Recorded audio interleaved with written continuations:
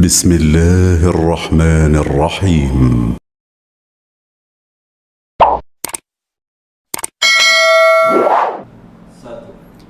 Bismillahirrahmanirrahim. Assalamualaikum warahmatullahi wabarakatuh.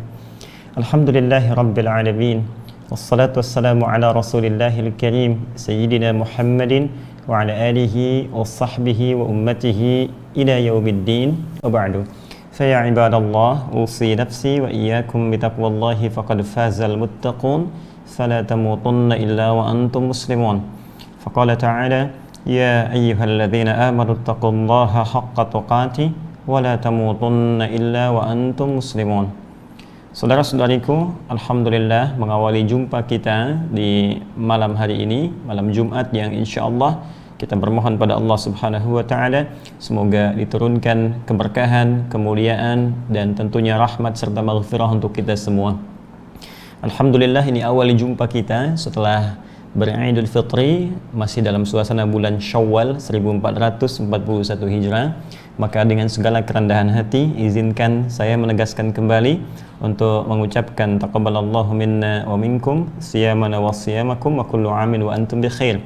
Semoga Allah Subhanahu wa taala berkenan menerima seluruh amal ibadah siyam kita, baik itu seluruh ibadah yang terkait dengan ritual kita, sholat kita, puasa kita, ataupun juga amalan-amalan terkait dengan ibadah sosial kita, infak kita, berbagi kita, dan lain-lain sebagainya. Dan semoga itu bisa kita buktikan di hadapan Allah Subhanahu wa taala dengan cara memaksimalkan potensi takwa setelah tuntas kita menunaikan ibadah siyam itu. Karena hakikatnya ukuran dari penerimaan ibadah siyam seperti yang pernah kita ulas dalam pertemuan-pertemuan di hari-hari Ramadan pada episode Aku Suka itu, Allah memberikan batasan sebagai parameter di ujung ayat 183 surah Al-Baqarah itu ketika Allah berfirman la'allakum tattaqun. Tujuan dari puasa itu diharapkan kalian semua bisa meningkatkan takwa di hadapan Allah Subhanahu wa taala. Maka dengan itu mari kita buktikan wujud dua hal takwa yang paling utama, yaitu dengan cara meningkatkan kuantitas dan kualitas ibadah amal soleh kita kepada Allah, dan memotivasi diri dengan semaksimal mungkin untuk meninggalkan segala hal yang salah dipandang oleh Allah Subhanahu wa taala dan Rasulnya. Semoga sampai hari ini kita termasuk dalam golongan yang istiqamah insyaallah. Baik teman-teman sekalian, kita akan coba lanjutkan di kajian Al-Quran Sunnah Solution dalam bahasan kajian memahami, memaknai firman Allah Subhanahu wa taala dalam Al-Quran yang alhamdulillah dengan izin Allah Subhanahu wa taala kita telah masuki, bahkan sebelum kita awali ibadah siyam Ramadan dalam surah Al-Baqarah, yaitu pembuka dari ayat pertama sampai dengan ayat ke-3. Ya, namun izinkan kami di kesempatan pembuka taklim pasca Ramadan ini untuk mengingatkan kembali korelasi antara surah Al-Fatihah yang menjadi intisari Al-Quran. Demikian para ulama menyampaikan kepada kita, ya, keumuman makna dari Al-Quran terdapat dalam surah Al-Fatihah.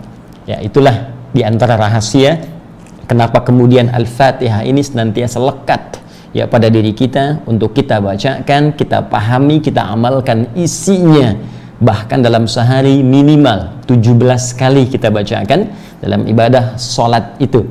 Ya, tentunya banyak pembacaan ini bukan sekedar kita bacakan secara formal di lisan, tapi untuk bisa menerapkan dan menyerap seluruh maknanya dalam jiwa kita serta mengamalkan isinya dalam kehidupan kita. Bukankah orang-orang yang berdinas dalam urusan dunia saja ketika berikrar, misalnya anak-anak sekolah ikrar, ya, pegawai negeri ikrar, beberapa perusahaan ikrar, bukankah tujuan ikrar itu untuk memantapkan visi kehidupan dalam pekerjaan yang ditunaikan, dalam aktivitas yang dilakukan? Bukankah ikrar itu untuk menumbuhkan kembali, ya, visi-visi dalam aktivitas yang kita jalani itu, baik di pekerjaan, baik dalam dunia pendidikan dan lain sebagainya, supaya tujuan-tujuan kita beraktivitas bisa terarah sesuai dengan ikrar itu.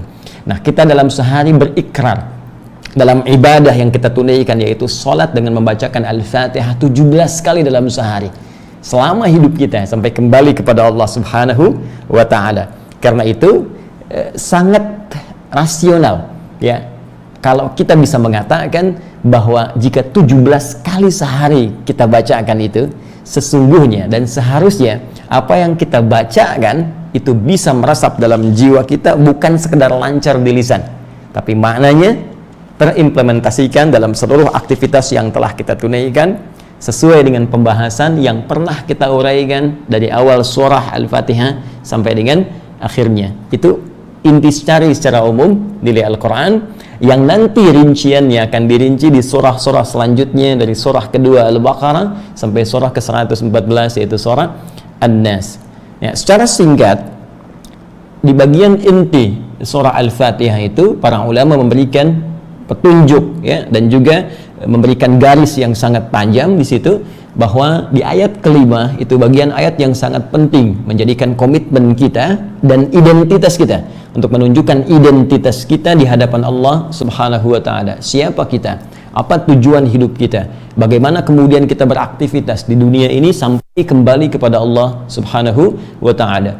Maka ditegaskan oleh Allah untuk sering kita ucapkan 17 kali dalam sehari, sehingga kita sadar siapa diri kita. Ya, maka kita katakan iyyaka na'budu wa iyyaka nasta'in. Baik, iyyaka na'budu, ya Allah, hanya kepadamu, hanya untukmu saja.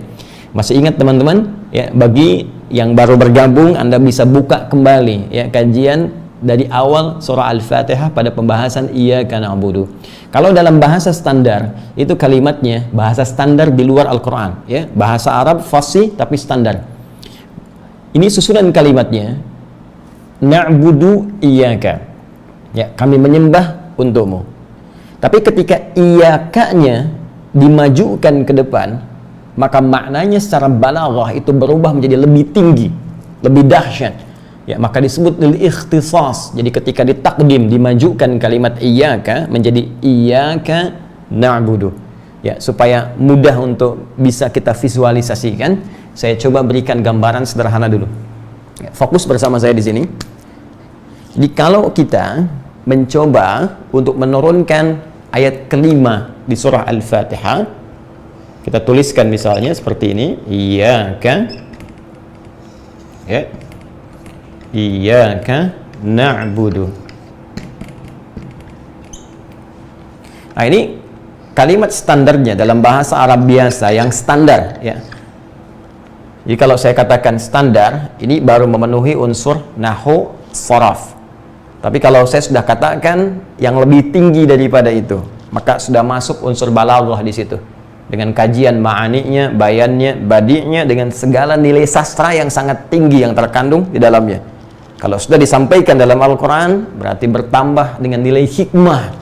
Hikmah itu lebih tinggi dibandingkan dengan turunan ilmu-ilmu yang di bawahnya. Baik, sampaikan ke sini, ini standarnya begini, na'budu iyyaka, na'budu iyyaka. Ya.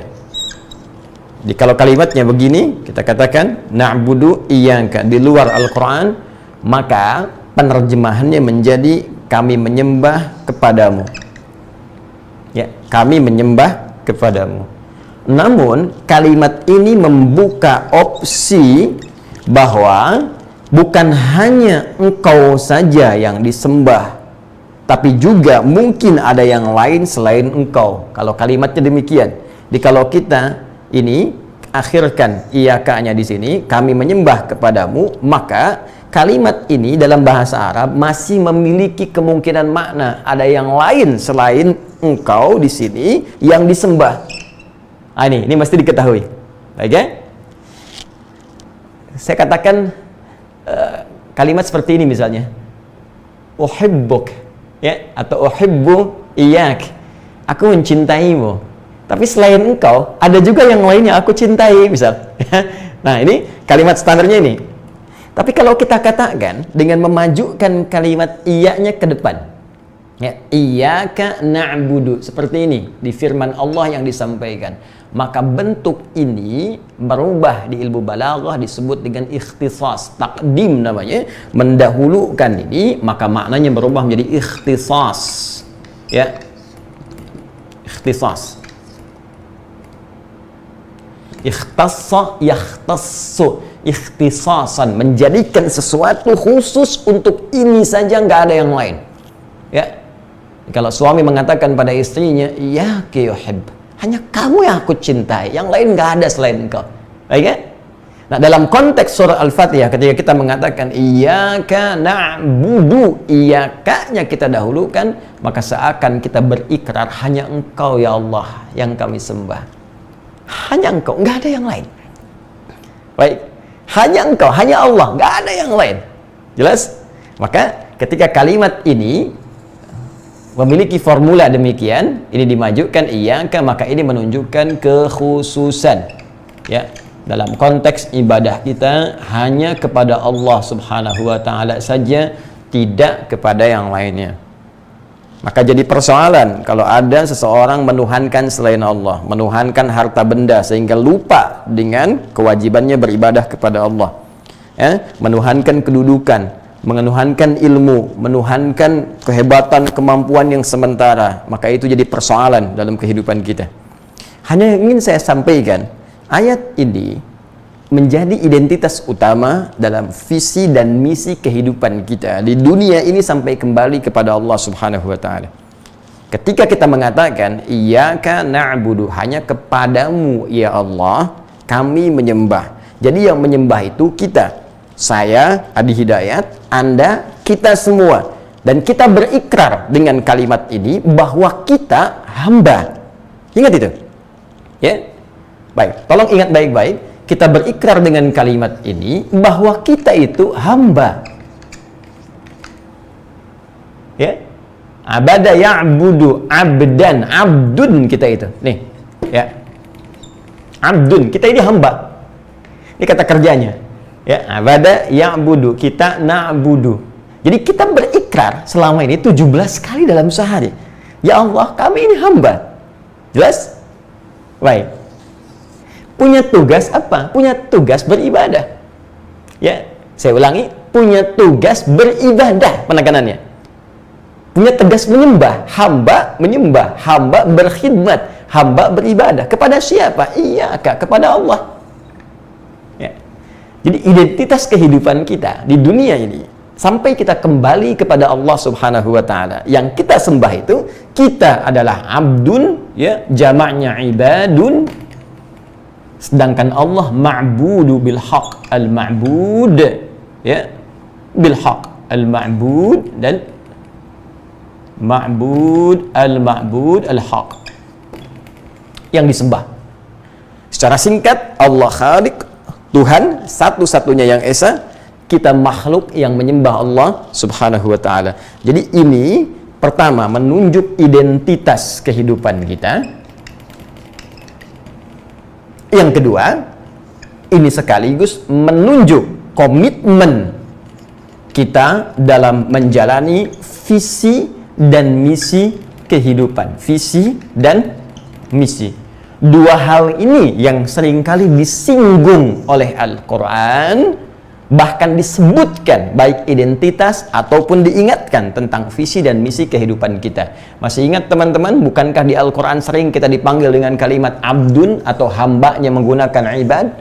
Saya beri contoh misalnya, ya, Rasulullah SAW saja ketika diundang oleh Allah, diperintahkan menunaikan Isra dan Mi'raj itu, lantas menerima kemudian perintah menunaikan ibadah salat yang sangat agung itu, yang kita tunaikan bahkan sampai dengan saat ini, yang tak putus kecuali kita kembali kepada Allah Subhanahu wa taala. Bukankah kalimatnya menggunakan kata abdun? Buka Quran surah ke-17 itu, ayat yang pertama. Ya, subhanalladzi asra bi 'abdihi lailam minal masjidil haram ilal masjidil aqsa. Abdun. Baik.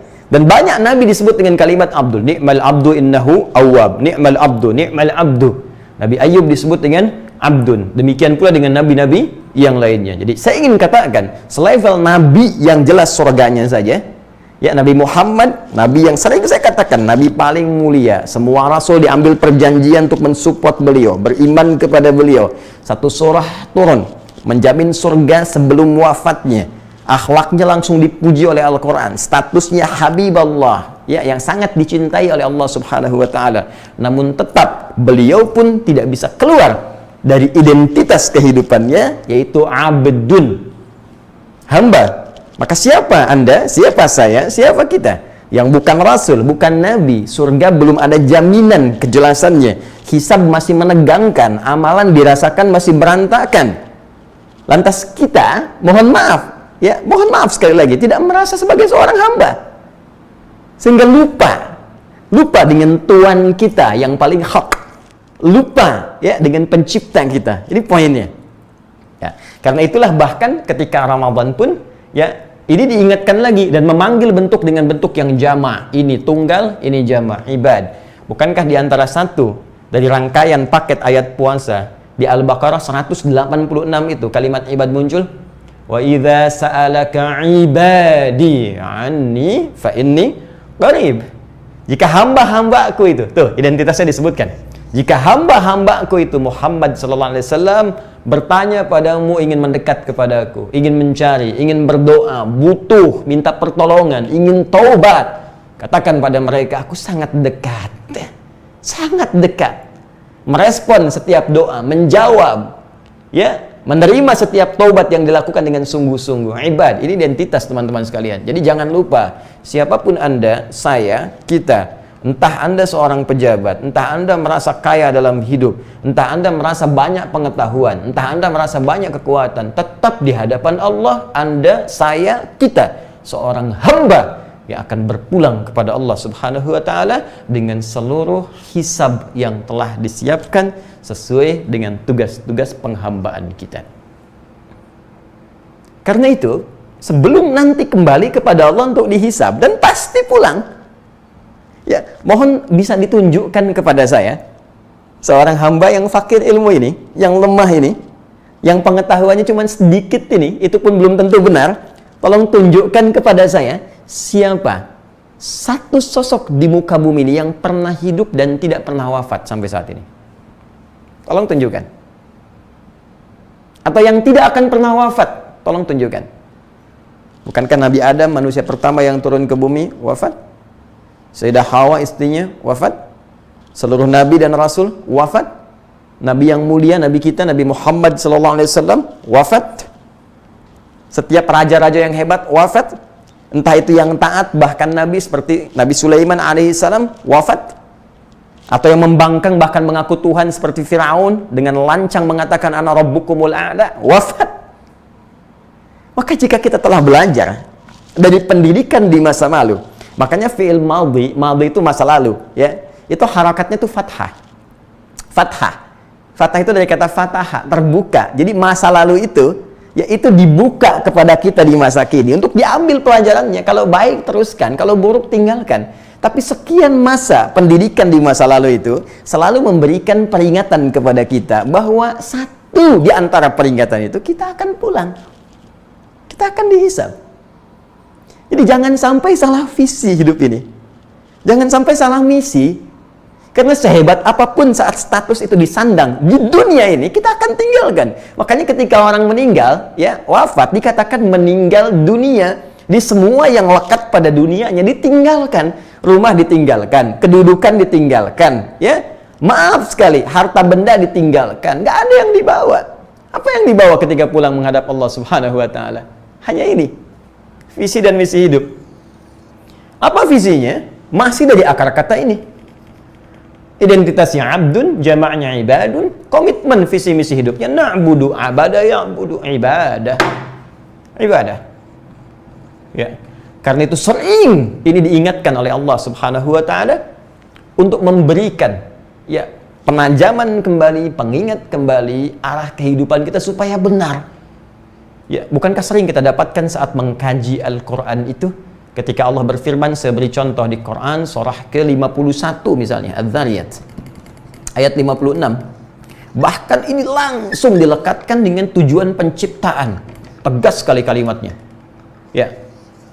Wa ma khalaqtul jinna wal insa illa liya'budun.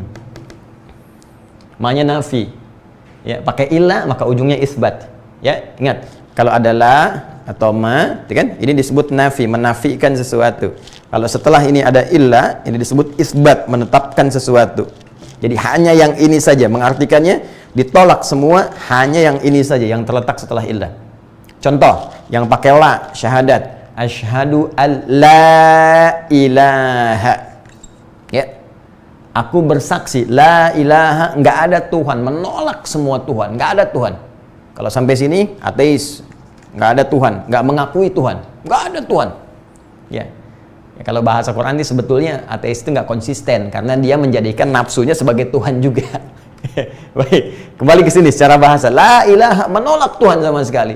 Kalau ada illa setelahnya, illa kecuali Allah, illallah, kecuali isbat, menetapkan yang ini saja. Jadi cara memahaminya, tolak yang lain, tetapkan yang ini. Jadi ketika kita mengatakan asyhadu alla ilaha illallah, maka yang Tuhan hanya Allah saja, yang lain tidak dianggap Tuhan. Jelas?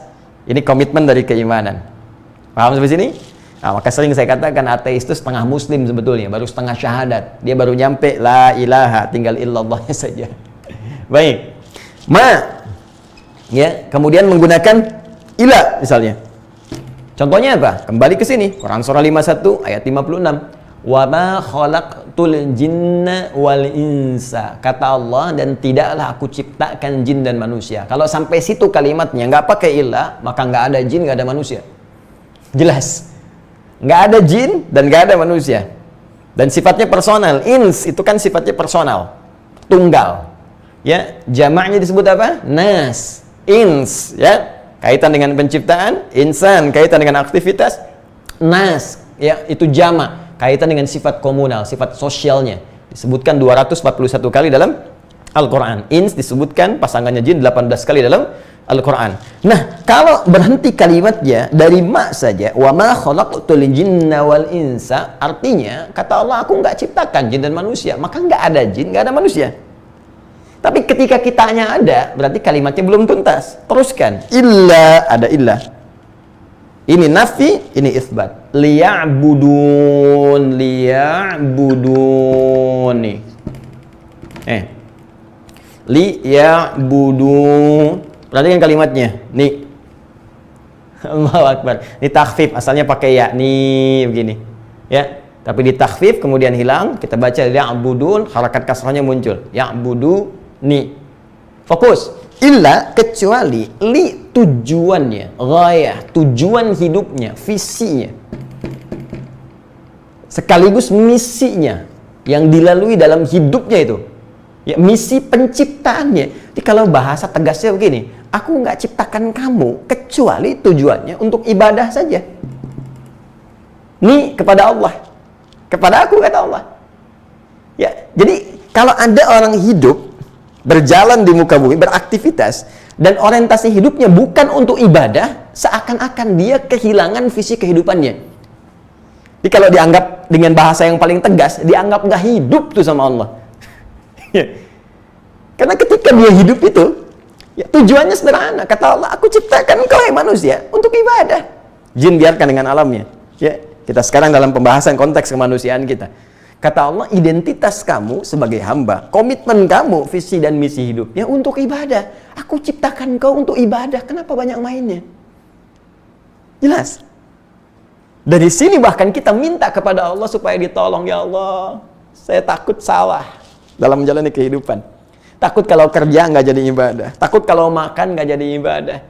Ya Allah, takut kalau kalau belajar nggak jadi ibadah. Ya, takut kalau dapat amanah apapun nggak jadi ibadah. Jadi ayah tidak bisa merawat keluarga sebagai ibadah. Jadi ibu nggak bisa mendidik anak sebagai ibadah. Jadi anak nggak berbakti pada orang tua sebagai ibadah. Dan saya tanya kepada kita semua, saya, Anda, kita semua, sampai dengan detik ini, berapa persen dari sisa kehidupan kita yang telah disiapkan untuk ibadah?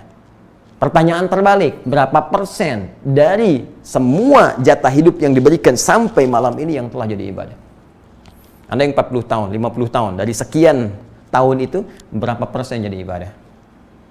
Makanya kalimat ini diajarkan oleh Allah untuk disempurnakan. Jangan-jangan kita salah selama ini. Kita ingin tutup yang dulu-dulu, supaya oleh Allah diarahkan pada jalan yang lebih baik, sehingga kembali kepada visi misi kehidupan kita.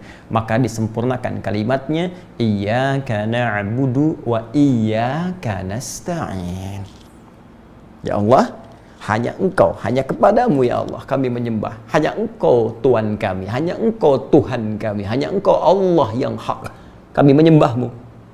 Dan hanya kepadamu ya Allah kami mohon pertolongan. Mohon tunjukkan kepada kami. Bantu kami bagaimana caranya ya Allah kami bisa ibadah. Bagaimana caranya kami mengatasi kesulitan dalam kehidupan. Supaya semua punya nilai di hadapanmu. Ya. Nah karena itu, setelah kalimat ini Allah berikan berita gembira kepada kita di ayat yang ke-6-nya. Diberikan jalan. Ya, bagaimana supaya kita ditolong oleh Allah. Allah berikan jalan kepada kita dari ayat ke-6 di Al-Fatihah itu. Ihdinas siratal mustaqim. Kamu minta pertolongan? Kamu minta petunjuk? Kamu minta pedoman? Ya, nih diajarkan oleh Allah. Ihdinas siratal mustaqim.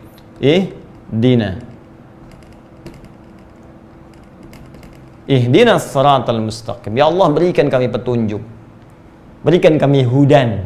Ya, sifatnya disebut hudan. Di hada yahdi. Hada yahdi. Hidayatan wa hudan.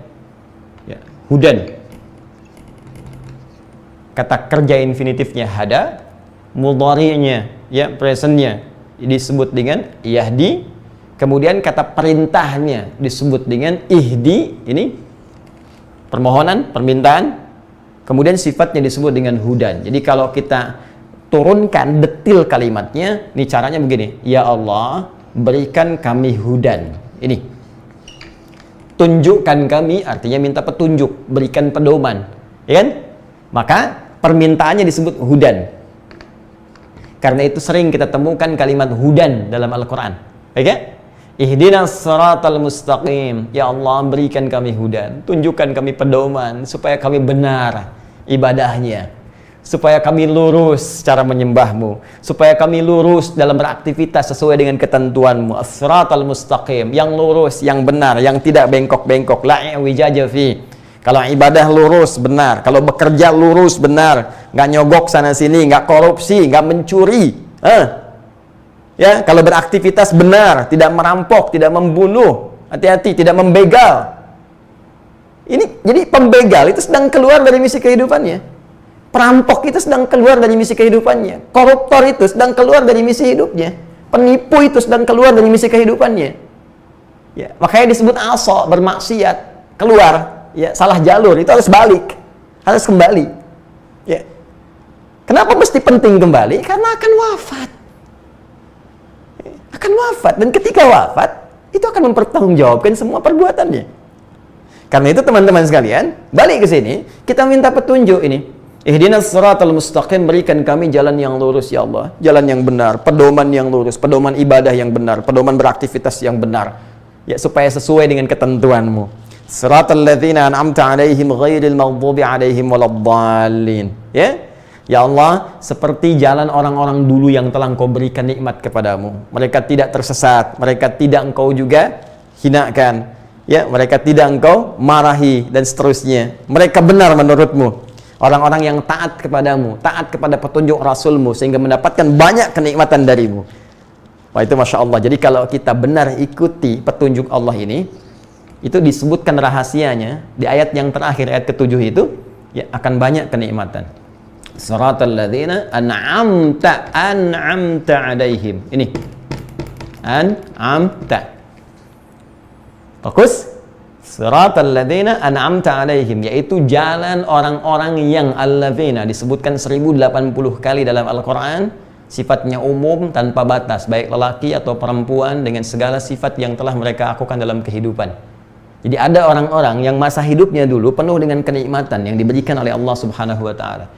Jadi kalau dia ahli ilmu yang nikmat hidupnya, dia orang kaya nikmat hidupnya. Ya, dia pejabat punya kedudukan nikmat hidupnya, dia rakyat punya aktivitas nikmat hidupnya, dia guru nikmat pekerjaannya, semua yang dikerjakan nikmat karena menaati petunjuk dari visi dan misi kehidupan yang telah ditetapkan oleh Allah, dicontohkan oleh Rasul, ya, terutama Rasulullah Sallallahu Alaihi Wasallam. Ini yang disebutkan rahasianya di Quran surah keempat ayat 69 itu. Wa may yuti'illaha wa rasul faulaika ma'al ladzina an'ama Allahu 'alaihim minan nabiyyina was-siddiqina wasyuhada'i was-salihin wa hasuna ulaika rafiqa. Ya, kata Allah, dan siapa yang mampu mengikuti orang-orang dulu yang menaati petunjuk kehidupan yang Allah telah berikan kepada mereka, yang telah diajarkan langsung oleh rasul-rasul mereka. Di akhir Rasulullah sallallahu alaihi wasallam, faulaika, maka mereka akan disertakan ya ma'alladzina an'amallahu alaihim, bersama orang-orang yang telah Allah berikan nikmat dari kalangan orang terdahulu yang mendapatkan semua kenikmatan dengan profesi yang telah mereka jalani dalam kehidupan.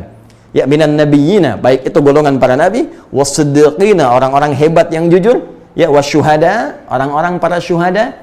Itu luas nanti maknanya, seperti pernah saya uraikan ketika menjelaskan ayat ini dulu, ya, wassalihin, dan orang-orang soleh. Ini lebih banyak lagi, suami soleh, ayah soleh, anak soleh, pekerja soleh, guru soleh, ya, orang kaya soleh, pejabat soleh, semua soleh, nikmat hidupnya. Jelas? Ya, wa hasuna ulaika rafiqa. Kalau Anda ingin cari model, ya, role model dalam kehidupan, maka mereka modelnya. Jadi public figure itu public figure itu bukan yang pamer kekayaan, ya, bukan yang pamer pengetahuan, merasa diri paling hebat, bukan yang pamer kedudukan, bukan yang pamer tentang dunia. Public figure itu yang segala sifat dan sikapnya melahirkan jalan kebenaran yang menghadirkan kenikmatan dalam kehidupan sampai kembali kepada Allah Subhanahu wa taala. Itulah public figure yang sesungguhnya. Dan untuk menjadi itu, kita butuh hudan. Makanya kita katakan, ihdina, berikan kami hudan. Ketika Anda bertanya, ya Allah, bagaimana detailnya mendapat petunjuk itu? Demikianlah kemudian dirinci di surah selanjutnya, dibuka turunan surah selanjutnya itu dengan surah Al-Baqarah. Karena itulah pembuka surah Al-Baqarah itu menguraikan kalimat hudan di awal pembukanya dan rincian amalan-amalan untuk mendapatkan hudan itu. Ayat pertama sudah kita bahas, ayat kedua telah kita uraikan, pembuka ayat ketiga, di situ kita berhenti. Perhatikan pembuka ayatnya. Alif lam mim, dzalikal kitabu la raiba fi, kemudian hudan lil muttaqin. Alif lam mim. Baik ya, telah saya uraikan ya. Allah turunkan firman-Nya yang sangat mulia ini ya, dengan segala rangkaian huruf yang biasa engkau pergunakan, hai orang-orang Arab yang mengaku paling fasih dalam kehidupan ya, baik itu dari alifnya ya, kemudian lamnya, mimnya, dari semua tempat makhraj yang keluar di lisanmu itu. Engkau berbicara, engkau merangkai kata, engkau membuat sastra dari makhraj yang secara umum terdiri dari 3 tempat itu.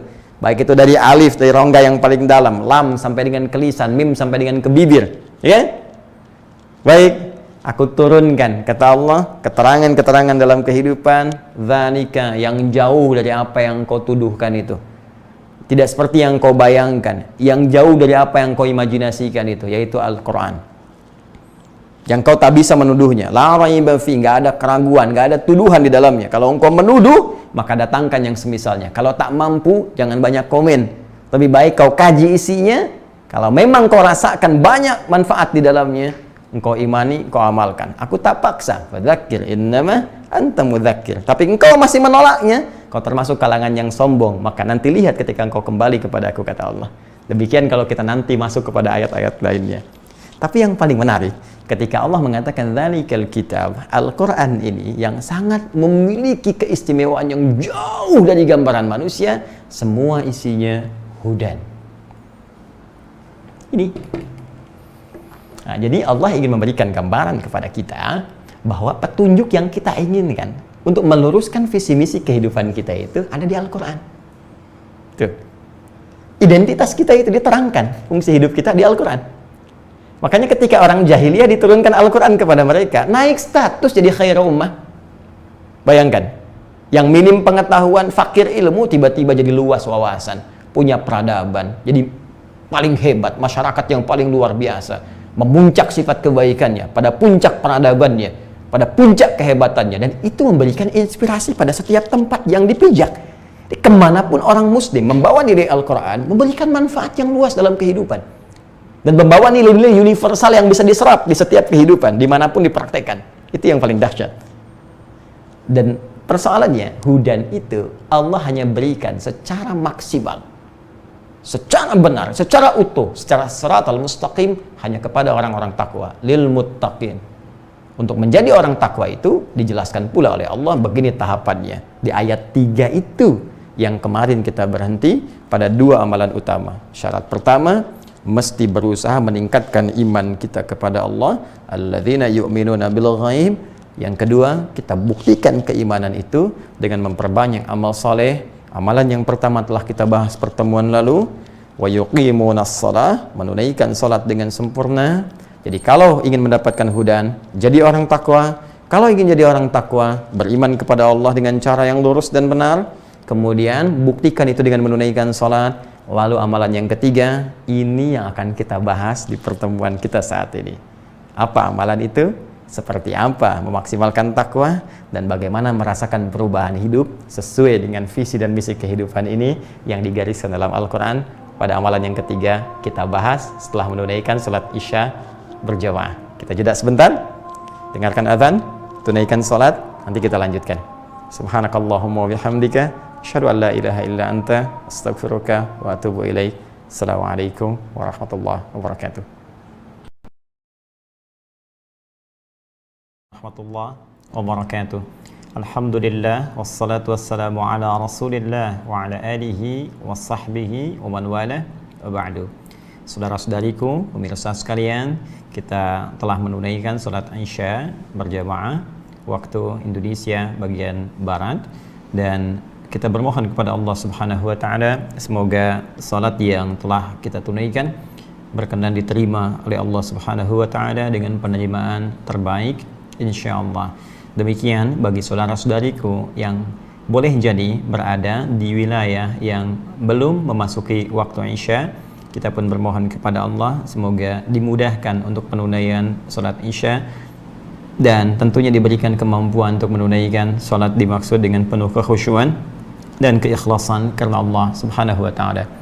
Mohon izin untuk melanjutkan apa yang telah tadi kita uraikan, bahwa kita dalam kehidupan ini telah diberikan satu identitas yang kuat oleh Allah Subhanahu wa taala, yaitu sebagai seorang hamba. Betapapun dan apapun yang kita jalani dalam kehidupan, serta menganggap diri kita siapapun, entah itu merasa mendapat kedudukan karena pengetahuan sehingga dikenal sebagai orang yang berilmu, atau dengan kedudukan dalam kehidupan dunia sehingga dikenal dengan seorang yang punya jabatan, atau titipan harta benda yang terlihat seperti melimpah sehingga mendapatkan gelar sebagai orang-orang dengan predikat-predikat keduniaan tertentu, orang kaya kah, miliarder kah, jutawan kah, atau yang lain kah, tetap tidak bisa menghilangkan status utamanya sebagai seorang hamba yang akan meninggalkan semua titipan itu dan ia pulang kepada Allah membawa visi dan misi kehidupannya yang sesungguhnya dengan komitmen yang ia sampaikan kepada Allah, yaitu untuk beribadah, berkhidmat kepada Allah Subhanahu wa ta'ala. Dalam konteks ibadah ini, supaya benar kehidupan kita, apapun yang kita kerjakan menjadi ibadah. Makannya ibadah, belajarnya ibadah, mengajarnya ibadah, bekerjanya ibadah, duduknya ibadah, bahkan tidurnya pun menjadi ibadah. Maka kita mohon kepada Allah Subhanahu wa ta'ala untuk diberikan pedoman hidup yang jelas, petunjuk kehidupan yang nyata, yang mudah untuk dilakukan, yang setidaknya bisa kita maksimalkan sebelum kita berpulang kepada Allah Subhanahu wa ta'ala. Petunjuk itulah yang kita mintakan 17 kali dalam sehari, ihdinas siratal mustaqim, untuk mendapatkan kenikmatan seperti orang dulu, siratal ladzina an'amta 'alaihim ghairil maghdubi 'alaihim waladdallin. Dan sifat petunjuk itu nilainya terkumpul dalam sebuah kata yang difirmankan oleh Allah dengan nama hudan. Dzalikal kitabu la raiba fi hudan, ya, hudan lil muttaqin. Maka hudan itu terkumpul dalam Al-Quran, dan bisa kita simpulkan dengan cepat bahwa Al-Quran itulah pedoman hidup kita. Di situ ada misi dan visi kehidupan kita. Di situ ada identitas kita. Di situ kita disebut dengan abdun dalam bentuk tunggal, ibadun dalam bentuk jama, na'budu, ya'budun, ta'budun, ada semua. Karena itulah ketika Al-Quran diturunkan di bulan Ramadan itu, seperti sering saya tegaskan saat kita berada di bulan yang sangat mulia yang kita rindukan itu, baik, di Al-Baqarah 185, bukankah Allah mengatakan tujuan utama Al-Quran diturunkan sebagai hudan? Syahrul Ramadan alladzi unzila fihi al-Qur'an hudal linnas. Di bulan mulia Ramadan itu Al-Quran diturunkan, tujuan utamanya menjadi pedoman kehidupan untuk manusia, petunjuk hidup yang menunjukkan identitas dan komitmen akan visi dan misi ibadahnya. Dan hudan ini penting digarisbawahi, Allah akan berikan secara sempurna bagi orang-orang takwa, lil muttaqin. Karena itu, jika Anda bertanya, ya Allah, saya ingin mendapatkan hudan dan ini diberikan sempurna pada orang takwa, maka secara singkat, ya, secara logis kita tanyakan bagaimana caranya menjadi orang takwa. Karena itulah kemudian dengan sangat indah Allah menguraikan di ayat yang ketiganya di surah Al-Baqarah itu, setelah merinci, perhatikan indah sekali urutannya, umum di Al-Fatihah, rincian masuk Al-Baqarah dengan sangat sinergis dan terkait erat, terkait berkelindan antara ayat-ayatnya. Baik, untuk menjadi orang takwa itu, maka caranya, satu, di ayat 3, alladzina yu'minuna bil ghaib. Kita harus buka dulu pintu takwa itu dengan keimanan, ya. Jadi syarat pertama, iman. Saya akan bikin satu garis dulu untuk menyambungkan, ya, titik sinergi dari ayat per ayat yang kita bahas. Perhatikan teman-teman, kita ingin mendapatkan hudan supaya hakikat kehidupan kita menjadi jelas. Ini Allah berikan pada orang takwa, al-muttaqin. Jelas? Untuk menjadi orang takwa ini, maka kita butuh latihan. Satu, kita mesti buka pintu takwa ini, pintunya kita buka dengan iman.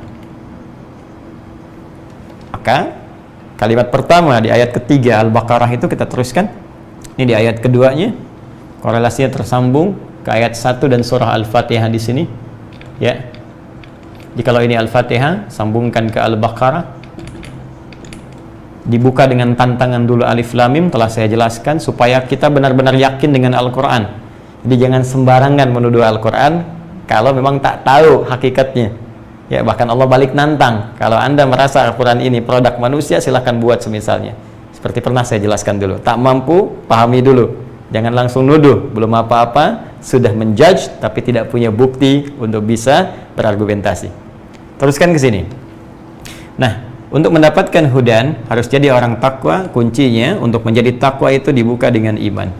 Kalimat Al-Qur'annya, alladzina yu'minuna. Ini pertama, yu'minun. Fokus baik-baik teman-teman sekalian.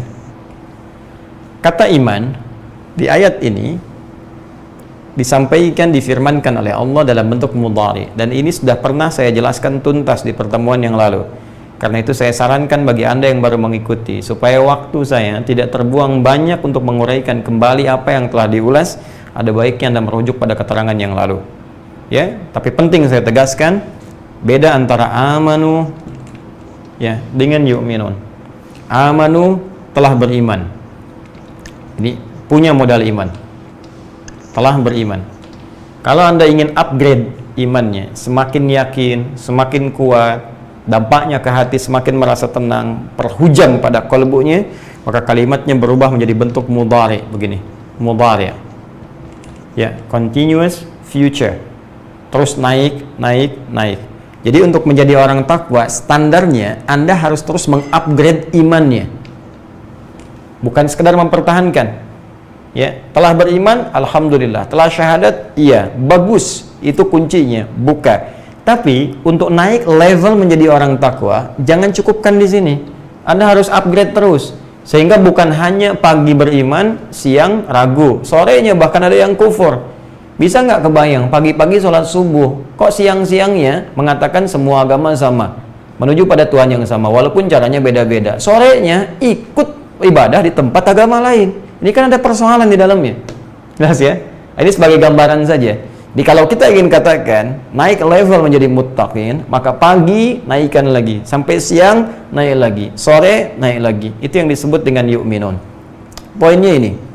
Nah, orang-orang yang berusaha menjaga level keimanannya, dia jaga betul. Ya, nanti ketika mulai naik, Allah akan tambahkan hudan ini sebagai pembuka. Jadi ketika dia mulai beriman kepada Allah, dia jaga imannya dengan baik, ya, untuk berusaha meningkatkan. Ini baru meningkatkan saja, ya, baru meningkatkan level ini, baru mau dinaikkan ke sini, ini sudah diberikan sebagai pembuka untuk merasakan kenikmatan, sehingga nanti muncul dalam hadis redaksi halawatul iman, ya, kenikmatan iman, halawatul iman. Bagaimana mendapatkan ini? Dapat dulu ini hudan. Jadi pertahankan ini, terus kita coba tingkatkan untuk mendekat kepada Allah, nanti hudan datang. Apa buktinya Ustaz? Ya, bukan. Ini kan masuk malam Jumat. Di antara sunnah, ya, amalan di hari Jumat itu, baik di malamnya ataupun nanti besoknya, ya, karena dari sudah maghrib masuk kepada hari baru, itu ada di antara amalannya membaca surat Al-Kahf, kan? Ya, baca surat Al-Kahf, kemudian banyak bersalawat, banyak bersedekah, kemuliaan Jumat di antaranya. Selain tentunya yang fardu, salat Jumat. Nah, sekarang fokus baik-baik. Saat Anda membaca Al-Kahf itu, Quran surah ke-18. Kemudian Anda coba baca di ayat ke-13. Ya, di paling kiri, di pertengahan agak ke bawah sedikit. Ya, di mushaf standar, mohon izin, ya, mengingatkan kalau sulit Anda mau lihat halaman, di halaman 294. Ya, dicari dari baris ke-10 sampai baris ke-11. Ya. Ini ayatnya, ayat ke-13. Ya, saya mohon izin, ya, tidak bermaksud apapun, hanya ingin memberikan jalan kemudahan saja. Sekarang perhatikan baik-baik. Allah sampaikan, nahnu naqussu 'alaika naba'ahum bil haqq. Kata Allah, dengan segala keagunganku. Ingat, nahnu itu akar dari kata inna. Ya, inna, na-nya asal dari nahnu. Ta'zimun nafsi, ta'zimus sya'ni. Masih ingat pelajaran kita di Aku Suka saat Ramadan? Ta'zimun nafsi menunjukkan keagungan Allah, ta'zimus sya'ni menunjukkan kehebatan, keagungan, kebesaran informasi yang akan disampaikan. Ya, seakan Allah ingin mengatakan, demi keagunganku, demi kehebatanku, aku sampaikan informasi yang sangat berharga, informasi yang sangat bernilai, yang sangat dahsyat, sangat hebat. Nahnu naqussu 'alaika naba'ahum bil haqq. Kami kisahkan kisah para pemuda yang hebat itu, kan? Dengan sesungguhnya. Siapa para pemuda itu? Innahum fityatun amanu bi rabbihim. Nih, kalimatnya menggunakan ini. Ya, innahum fityatun, sungguh mereka itu fityatun, anak-anak muda. Teman-teman milenial, ya. Ada ayat milenial dalam Al-Qur'an yang menunjuk para pemuda. Ingat, ini kita ini, ya, generasi yang akan menggantikan orang-orang di masa kini, di masa depannya. Ayat ini berbicara tentang Anda, duhai teman-teman sekalian. Ada orang-orang milenial hebat, kata Allah, di masa lalu. Dan kehebatan milenial itu diukur bukan sekedar dari kehebatan instingnya, intelijensianya, kehebatan intelektualnya, kehebatan semangatnya. Bukan itu patokan utamanya. Innahum amanu, imannya yang pertama. Jadi kalau Anda ingin dikatakan seorang pemuda yang hebat, generasi milenial yang hebat, maka syarat pertama kehebatan dalam pandangan Allah itu iman. Wah, jaga iman. Kalau cuma sekedar jadi orang-orang yang intelektual, ya, punya daya dobrak yang tinggi, inovasi yang hebat, bikin aplikasi, bikin ini, bikin itu biasa. Jangankan Anda yang belum beriman pun mampu. Itu terbuka kompetisinya. Jangankan di Indonesia, di Amerika banyak, di Cina banyak, di Eropa banyak, melimpah. Tapi perlombaan menjadi baik, hebat dalam pandangan Allah itu spesial. Sang Khalik lah. Anda disebut hebat di Indonesia, belum tentu dikenal di Amerika. Orang Cina pun mimpi belum pernah ketemu kita. Orang Eropa belum tentu pernah lihat kita, ya kan? Tapi kalau Anda disebut hebat oleh Allah, maka langit dan bumi mengatakan Anda yang terbaik. Maka syarat pertama, generasi pemuda hebat, itu kata Allah, amanu bi rabbihim, iman dulu. Nah, kenapa mereka disebut hebat? Ini dahsyat. Saking ingin mengupgrade imannya, mempertahankan imannya, mereka menghadapi intimidasi yang sangat luar biasa. Dikejar-kejar sampai masuk gua. Ancamannya bukan hanya sebatas intimidasi, bisa eksekusi. Bukan cuma persekusi, bisa dieksekusi. Ya, mereka untuk mempertahankan iman supaya di-upgrade imannya itu sampai masuk ke gua. Saking inginnya dekat dengan Allah Subhanahu wa taala, saking ingin mempertahankan visi kehidupannya. Maka Allah katakan innahum, pakai inna, ya, harfu nasbin wa taukidin, tansibul isma wa tarfa'ul khabar, mabniun 'alal fathi la mahalla lahu minal i'rab. Huruf nasab yang mengangkat rafa ism, orang yang akan diangkatnya. Ini diangkat oleh Allah nih. Ini contoh nih, saya angkat nih. Dikenang kisahnya. Sampai kini masih diingat kisahnya. Ya. Wa taukidin, Allah kuatkan. Saya tegaskan, ini orang-orang hebat contoh mereka. Ya, tansibul isma wa tarfa'ul khabar, dinasabkan. Nasabkan isimnya jadi dibuka. Ya, saya kembalikan tadi, perhatikan baik-baik. Tansibul isma, dinasabkan isimnya, dibuka, tancapkan dengan kuat, seakan-akan ingin mengatakan ini orang-orang bisa menancapkan dirinya, keimanannya pada dirinya dengan kuat. Ya, wa tarfa'ul khabar, diangkat beritanya sampai sekarang ya terekam, sampai sekarang dikenang. Ya, mabniun alal fathi, mabni ditetapkan, fathah dibuka untuk kita. Ini kalau ngaji bahasa dengan dalam ya, kalau ngaji cuma standar di nahwu, sharaf mungkin nggak sampai ke situ. Tapi kalau kita bawa ke ilmu bahasa, itu kita dapatkan, itu banyak makna. Banyak makna, harakat itu ada maknanya. Mabniun alal fathi, dibuka. Jadi contoh buat kita, la mahalla lahum lil i'rab. Tidak ada tempat untuk mengalami perubahan, nggak goyah dia. I'rab itu kan berubah, nggak goyah. Ini luar biasa. Nah, yang menarik apa? Belum selesai ayatnya. Wazidnahum huda. Ketika mereka mampu mengupdate imannya, mau naik ke level yang ini, sehingga merasakan kenikmatan iman, apa yang terjadi? Kami tambahkan hudan. Tuh. Jadi syarat pertama, untuk menjadi orang takwa, itu beriman, upgrade iman kita, maka hudan akan turun. Hudal lil muttaqin. Ketika para pemuda tadi bisa mengangkat upgrade imannya, maka hudan turun. Apa yang terjadi ketika hudan turun? Nikmat kan? Ya, siratal ladzina an'amta alaihim, kembali ke An-Nisa 69, ulaika ma'al ladzina an'amallahu alaihim, maka dapat nikmat dari Allah. Apa nikmatnya? Allahu Akbar, tinggal tidur 309 tahun. Ya, di gua lagi. Ya, Anda tinggal di tempat sempit, ngontrak masih mengeluh.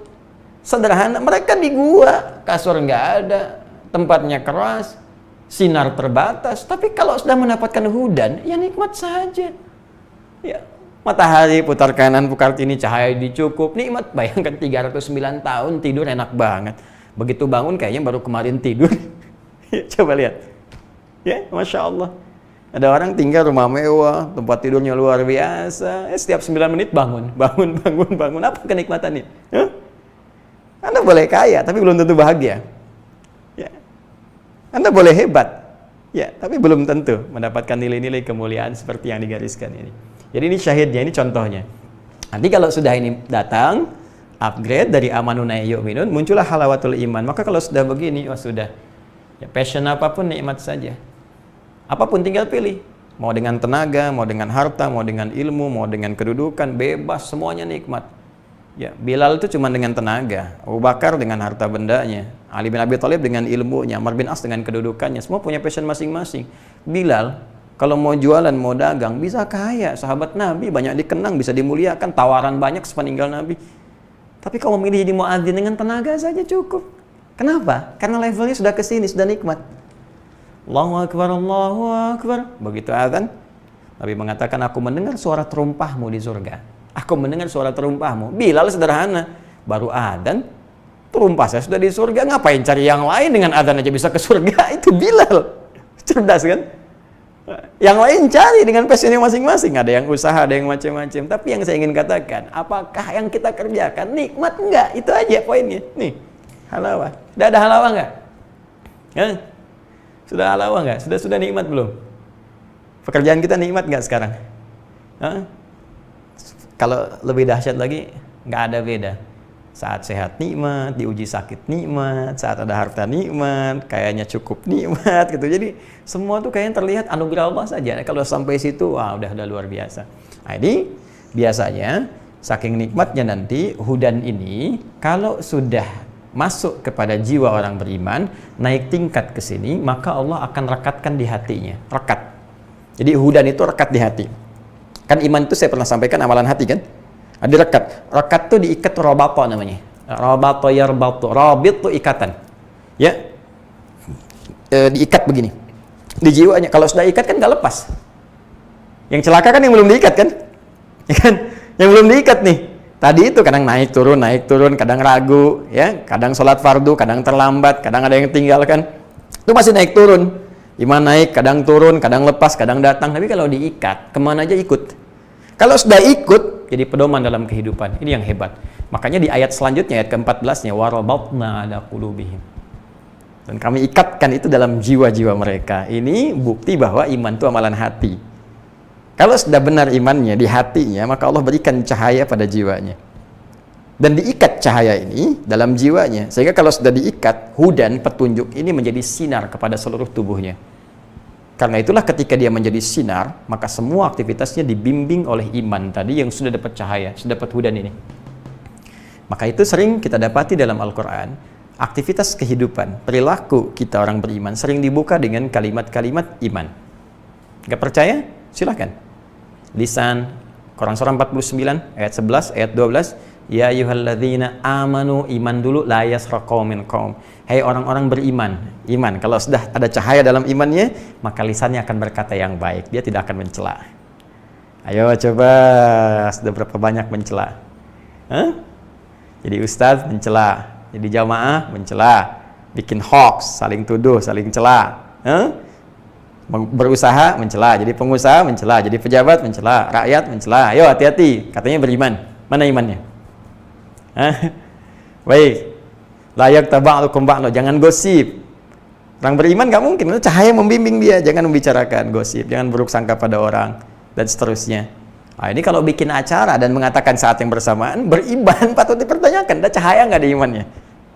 Nah, jadi kita ingin rinci dulu. Satu, untuk menjadi orang takwa, maka dia mesti membuka pintu imannya, dan ini menjadi amalan hatinya, amalan kolbunya.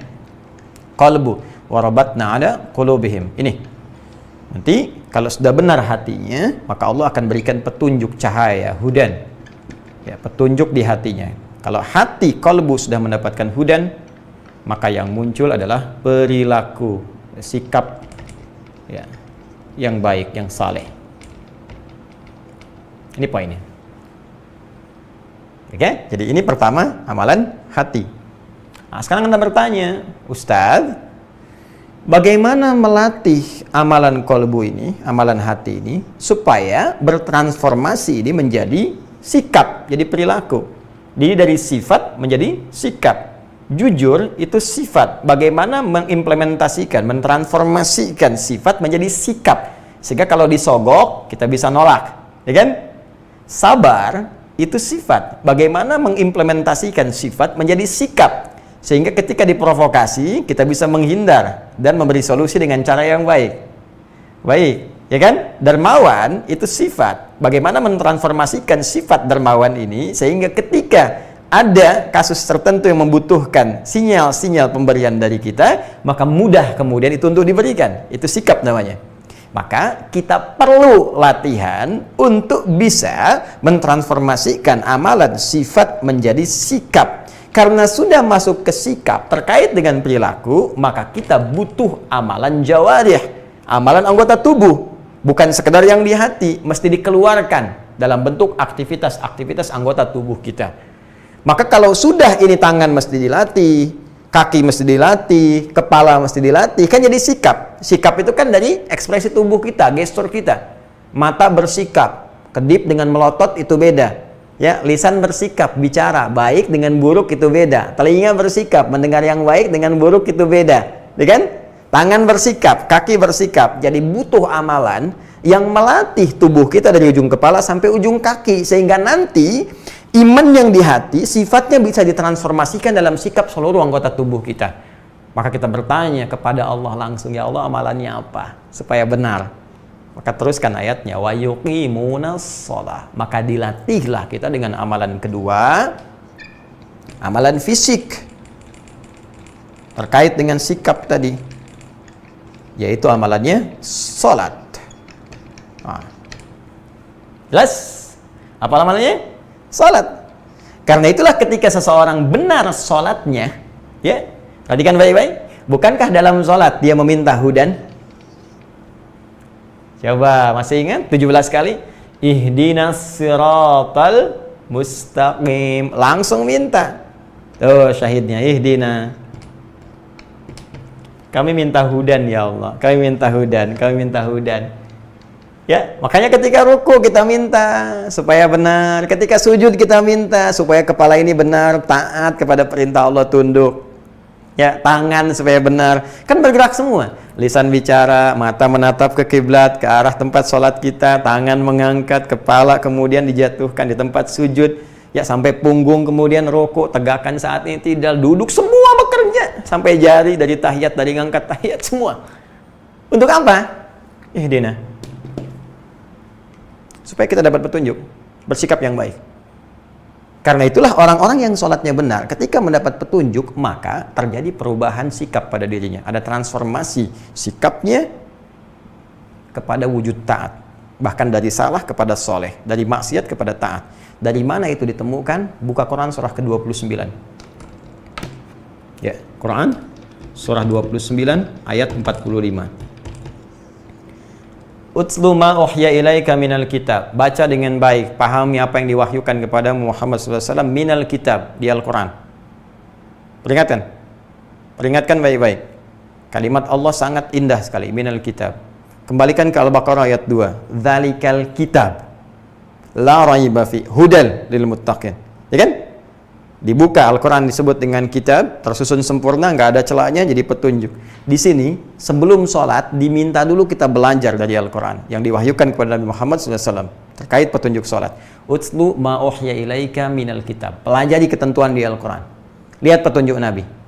Setelah paham, wa aqimis sholat, tunaikan sholat dengan benar. Apa manfaatnya? Apa yang terjadi ketika sholatnya benar? Ketika kita minta petunjuk dalam sholat, apa yang terjadi? Innas sholata tanha 'anil fahsya wal munkar. Sungguh sholat yang ditunaikan dengan benar tanha, akan mencegah dari dua sumber keburukan, dua sumber salah.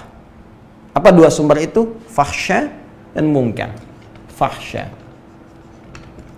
dan munkar. Keburukan yang bersumber dari syahwat, pornografi, porno aksi, LGBT, kata-kata jorok, kotor, dan sebagainya, fahsya. Mungkar, perbuatan buruk yang diingkari oleh hati, mencuri, korupsi, menipu, merampok, membunuh, berzina dengan segala turunannya, dan sebagainya. Ini mungkar. Di semua sumber buruk, salah, itu sumber salah cuma dua. Kalau bukan fahsya, itu mungkar. Jadi kalau kita sudah bisa meninggalkan yang salah, maka lawannya yang soleh muncul. Sederhana kan? Ya, semua kan berlawanan. Quran surah ke-51 ayat 49. Wa min kulli syai'in khalaqna zawjaini la'allakum tadhakkarun. Semua hal aku ciptakan berpasangan supaya kamu tahu, kamu sadar, cuman saya, kata Allah, yang tidak punya pasangan. Ya, ini malam tiba. Kalau malam tiba kan siangnya nggak ada. Nanti siang tiba, malam nggak ada. Nggak ada siang dan malam bersamaan kecuali terjadi akhir kehidupan. Jelas kan? Bergantian. Inna fi ikhtilafil laili, inna fi khalqis samawati wal ardi wa ikhtilafil laili wan nahar. Sungguh dalam penciptaan langit dan bumi dan pergantian siang dan malam. Jadi masuk malam, siang nggak ada. Masuk siang, malam nggak ada. Demikian berpasangan itu seperti itu. Sifat pun begitu. Ketika muncul baik, buruknya hilang. Ketika buruk muncul, baiknya hilang. Orang yang sering berkata kotor, maka sulit menemukan kosakata yang baik. Orang yang berkata baik, nggak mudah berkata yang kotor. Maka dari itu, ketika seseorang bisa meninggalkan salah, solehnya muncul. Nah, sholat itu amalan sikap. Ini, amalan fisik. Karena dia amalan sikap, maka hasilnya pun kepada sikap. Orang yang sholatnya benar, pasti jadi soleh. Sikapnya baik. Ini. Sini, sikap. Di hatinya punya cahaya, dibimbing di fisiknya. Jadi begitu iman disatukan dengan sholat, dilatih dengan benar, dan menunaikan sholatnya karena iman, bukan ria. Ya, imannya apa? Bil ghaib kan? Ya, masih ingat ayat 3 dibuka dengan kalimat alladzina yu'minuna bil ghaib. Ghaib itu kan tak tampak. Ya, kepada Allah yang belum tampak dalam pandangan kita. Jadi sholatnya dilakukan karena iman. Kepada siapa? Kepada Allah, walaupun tak tampak dalam pandangan kita. Jadi kita sholat itu ingin dilihat Allah, Khalik, bukan makhluk. Kalau ingin dilihat makhluk, itu ria namanya. Maka celaka orang sholat kalau ria. Kalau ria. Kenapa? Karena nggak mendapat hasil dari pekerjaan yang dia lakukan itu. Alih-alih ingin dilihat Allah, Khalik, dia pengen dilihat makhluk. Maka disebut dalam Al-Quran, fawailul lil musallin alladzina hum an salatihim sahun alladzina hum yura'un. Baik ya, kembali ke sini. Jadi, kalau orang sholatnya benar, diisi dengan iman, maka iman itu akan mentransformasikan sifat dengan amalan-amalan fisik saat sholat menjadi sebuah sikap yang mulia. Jelas? Nah, jadi yang kedua, untuk menjadi takwa ini, saya ingin simpulkan, ini kesimpulan kita. Untuk menjadi takwa, maka pembukanya ada iman sebagai amalan hati, kemudian sholat, contohnya sebagai amalan fisik, Ya, fisik ya, ingat. Hati sudah, fisik sudah.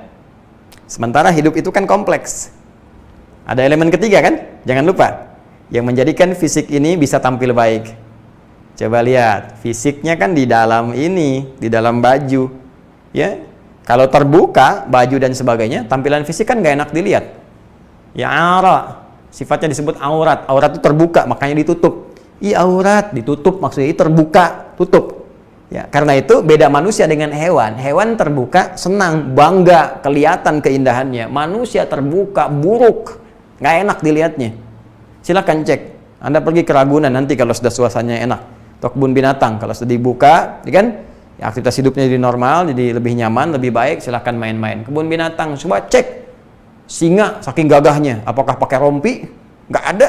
Singa pakai jas, pakai dasi misalnya, nggak ada. Segagah-gagahnya singa, raja hutan, tetap nggak akan pakai jas. Silakan cek. Monyet pakai daster yang betina, nggak mungkin, mustahil. Pakaiin oleh Anda, risih dia, copot-copot, karena emang fitrahnya begitu. Manusia beda, Jepri. Manusia lain, ya. Manusia lain, makanya ketika manusia tak berpakaian, kita risih melihatnya, tangkap, amankan, pakaikan pakaian, tutup auratnya, jelas ya? Nah, sekarang kembalikan ke sini, itu amalan fisik. Nah, kalau fisiknya cuma tampak, nggak ada penutupnya, bagaimana kita bisa tampil dengan sempurna? Karena itu butuh pelengkap, ya, supaya fisik tampil bagus, tutupi dengan pakaian. Supaya fisik bisa istirahat, perlu tempat bernaung. Supaya bisa fisik berangkat ke tempat sholat dengan baik, butuh wasilah kendaraan. Untuk meraih itu semua butuh harta. Jelas? Artinya ada komponen ketiga selain hati, fisik, yaitu harta. Nah, harta ini ternyata menjadi bagian dari instrumen ketakwaan kita kepada Allah Subhanahu wa taala. Jadi yang ketiga, ada instrumen takwa berupa amalan harta. Jadi untuk jadi orang takwa itu, ini jalannya nih. Ya jangankan orang takwa lah. Anda menjadi pengusaha sukses saja butuh pengorbanan harta. Ya, butuh pengorbanan fisik, berangkat ke tempat kerja, berangkat gelap, pulang gelap. Butuh pengorbanan hati. Kadang-kadang dikhianati, kadang-kadang persaingan gak sehat, kadang-kadang membuat diri malas, kadang-kadang emosi. Kan perjuangan kan? Ini untuk dunia saja yang ditinggalkan. Anda berjuang luar biasa di ketiga ini. Kenapa untuk akhirat yang abadi tidak maksimal perjuangan kita? Nah, sekarang pertanyaannya, untuk berjuang pada harta ini, apa amalannya? Teruskan. Wa mimma razaqnahum yunfiqun.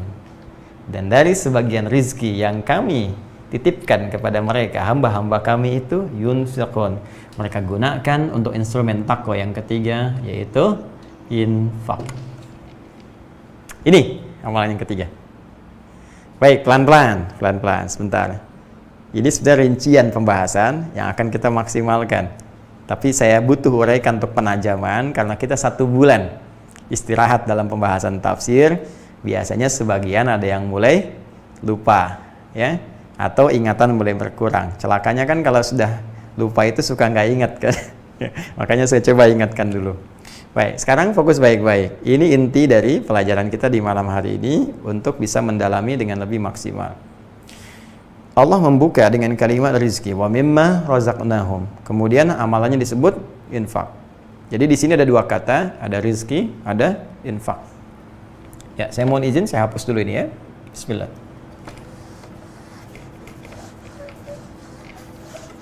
Baik, saya kira ini sampai area ini saja saya hapuskan. Mudah-mudahan Allah membantu kita untuk memahami apa yang tadi diuraikan teman-teman sekalian, sehingga dengan apa yang Allah tanamkan kepada kita, mudah bagi kita untuk memahami dan mengamalkannya insyaallah. Fokus ke sini. Wa mimma, saya tuliskan dulu ya, mohon izin.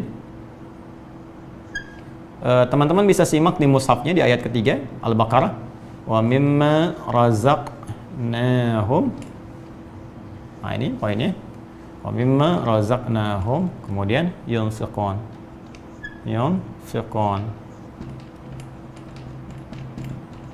Ya, fokus ya. Jadi di sini yang kita bahas nanti ada 1 mimma razaqnahum, kemudian yunfiqun. 1, 2, 3.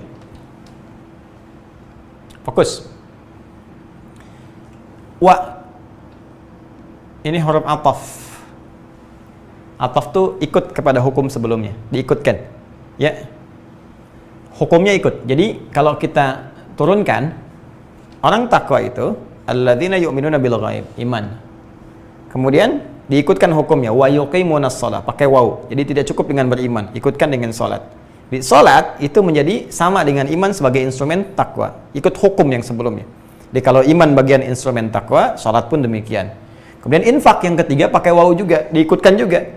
Ini sama pentingnya, infak pun menjadi bagian dari instrumen takwa. Ya karena itu nanti sahabat tuh Allahu Akbar, kalau sudah tiba motivasi untuk infak itu luar biasa. Bilal itu sekurang-kurangnya pengen ikutan itu. Ya, nanti kita masuk Idul Adha, nanti saat jelaskan fikih itu insyaallah secara lebih dekat. Ini saya tunjukkan bagaimana keinginan kuat para sahabat walaupun terbatas uangnya itu, hartanya terbatas tapi pengen seperti mereka. Di ketika yang lain ya bisa mengikuti sunnah dengan hewan-hewan yang ditetapkan untuk berkorban, ya seperti kambing, dulu ada unta, kan sekarang bisa pakai sapi, kerbau dan sejenisnya. Itu Bilal saking pengennya itu cari ayam, karena mampunya itu pakai ayam, walaupun ayam bukan termasuk hewan kurban. Tapi Bilal ingin berinfak seperti sahabat yang lain berkorban dengan hewan-hewan yang dibenarkan. Itu saking pengennya, ya, saking inginnya termasuk dalam golongan yang disebutkan takwa tadi. Ya, saya hanya ingin tunjukkan saja. Jadi infak ini itu bagian yang penting, sama pentingnya dengan instrumen takwa yang lain-lainnya. Apalagi nanti dengan kita berinfak datang petunjuk Allah yang dengan pedoman dan petunjuk itu akan memudahkan kita untuk meraih harta-harta yang kita butuhkan dalam memaksimalkan fungsi hidup kita saat di dunia ini. Jadi nanti ada rahasianya. Jadi wow, ini instrumen untuk menunjukkan bahwa infak itu sama dengan bagian dari instrumen takwa seperti salat dan juga iman sebelumnya. Mimma ini dari kata min dan ma, kemudian disatukan, min dan ma. Min ini banyak artinya. Ya, kalau di standar ilmu nahwu disebut huruf jar yang menjadikan kalimat setelahnya berharakat kasrah secara umum. Ya, kecuali nanti beberapa kalimat bisa menggunakan fathah. Ada huruf jar nanti, ada beberapa, min, ila, an, ala, fi, ruba, ba, kaf, lam diantaranya. Min, di setelah min, setelahnya kalimatnya harakat kasrah. Ana raji'un minal masjid. Ya, saya baru pulang dari masjid. Ya, subhanalladzi asra bi 'abdihi lailan minal masjid, masjidil haram. Ya, minal jinnati wan nas. Jadi kalau ada min sebelumnya, maka setelahnya harakatnya kasrah. Itu baru fungsi ilmu nahwu. Kalau kita bawa ke fungsi ilmu balaghah, maka min itu nanti punya beberapa arti. Di antaranya punya fungsi tab'id. Ya, at-tab'id. Tab'id. Menunjuk makna sebagian dari total yang ada. Sebagian. Ya. Lil ikhwa fillah, antum huna jalisun fil fusul wa minkum tabi'una ilayya ana. Ya, dhahib ilal kharij. Ya, teman-teman sekalian, Anda semua ada di kelas ini ya, semua duduk di kelas. Sebagian dari Anda, wa minkum tabi'una ilayya. Sebagian dari Anda ikut saya, kita keluar dulu sebentar. Jadi min di situ menunjukkan sebagian, tabi'at. Nah, dalam hal instrumen yang ketiga ini, Allah meminta kita untuk berinfak dari harta yang Allah berikan kepada kita untuk dititipkan kepada kita dalam beramal. Tapi yang paling menarik, kata Allah, min dibuka dengan kata min, disambungkan dengan ma. Ma ini isim mausul, umumnya menunjuk kepada materi tanpa batas. Kalau diartikan banyak, ya banyak. Jadi kalau kita ingin terjemahkan, wa mimma, dari yang banyak yang Allah titipkan kepada kita itu, ternyata Allah banyak berikan kepada kita. Allahu Akbar. Fabi ayyi ala'i rabbikuma tukadziban. Banyak orang merasa dan mengatakan, aduh ya Allah, saya kok fakir, rezeki saya begini begitu. Allah, Anda itu orang kaya banyak. Makan cukup, persediaan 3 hari masih ada. Hari ini tercukupi, bahkan ada yang punya tabungan setahun ke depan, 2 tahun ke depan, yang 7 tahun ke depan. Ya kan? Nah, jadi tapi yang menariknya, dari sekian yang banyak yang Allah titipkan itu, min, sebagian saja. Tidak harus semuanya. Allahu Akbar, saking sayangnya Allah kepada kita. Anda untuk menjadi orang takwa dan ingin menerapkan instrumen yang ketiga, yaitu infak, tidak perlu semua. Asal sebagian dari apa yang Allah titipkan kepada kita sudah bisa kita keluarkan, ya, dengan pokok iman itu, maka kita sudah mulai berlatih untuk memaksimalkan, naik level pada tingkat instrumen takwa yang ketiga. Ya, kalau amalan hati semua orang bisa berlatih, amalan fisik semua orang bisa mengerjakan, amalan harta nggak semua orang, kecuali dia baru berusaha dulu, berusaha, dapat titipan itu, bisa berinfak. Jadi kalaupun kita mau keluarkan, kata Allah, nggak harus semuanya, sebagian saja. Ya, menunjuk pada sebagian. Nah, apa sebagian yang kita infakkan itu? Bentuknya bagaimana? Kaidahnya seperti apa? Ini yang paling menarik. Sebelum Allah masuk pada keterangan tentang infak, Allah buka dulu dengan kalimat rizki. Wa mimma razaqnahu. Sebagian dari yang banyak rizki yang telah kami berikan kepada mereka. Ini, ada kalimat ini dulu. Apa itu rizki? Yuk kita baca dulu tafsir dari ulama, sehingga kita padukan. Para ulama-ulama kita memberikan referensi seperti apa. Saya pun sesungguhnya bukan pendapat saya pribadi, jadi saya cuma pengutip saja, penukil dari keterangan guru-guru kita, ulama-ulama kita, cuma saya padukan.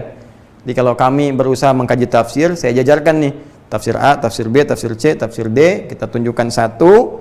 Setelah itu kita lihat juga dari tatanannya. Kalau disebutkan secara bahasa begini, kita buka kaidah bahasanya, kita samakan persepsinya. Nanti dari situ saya ambil yang paling mudah untuk disampaikan. Kadang-kadang kita pakai PowerPoint dan sebagainya untuk memudahkan. Nah, sekarang supaya lebih menguatkan lagi, salah satunya kita tunjukkan referensinya. Kita telah buka dulu tafsir Ibnu Katsir, ya. Nanti kita pelajari ya tafsir yang misalnya dari Ibnu Jarir At-Tabari seperti apa, Al-Alusi bagaimana, ya, Ruhul Ma'aninya. Kemudian nanti Mafatihul Ghaibnya Ar-Razi seperti apa dan sebagainya, supaya ada perbandingan termasuk yang kontemporer. Tafsir As-Sa'di bagaimana, tafsir Asy-Sya'rawi bagaimana, Ibnu Asyur seperti apa dan sebagainya, sehingga nanti kita punya persepsi yang luas, ya. Yuk kita lihat dulu.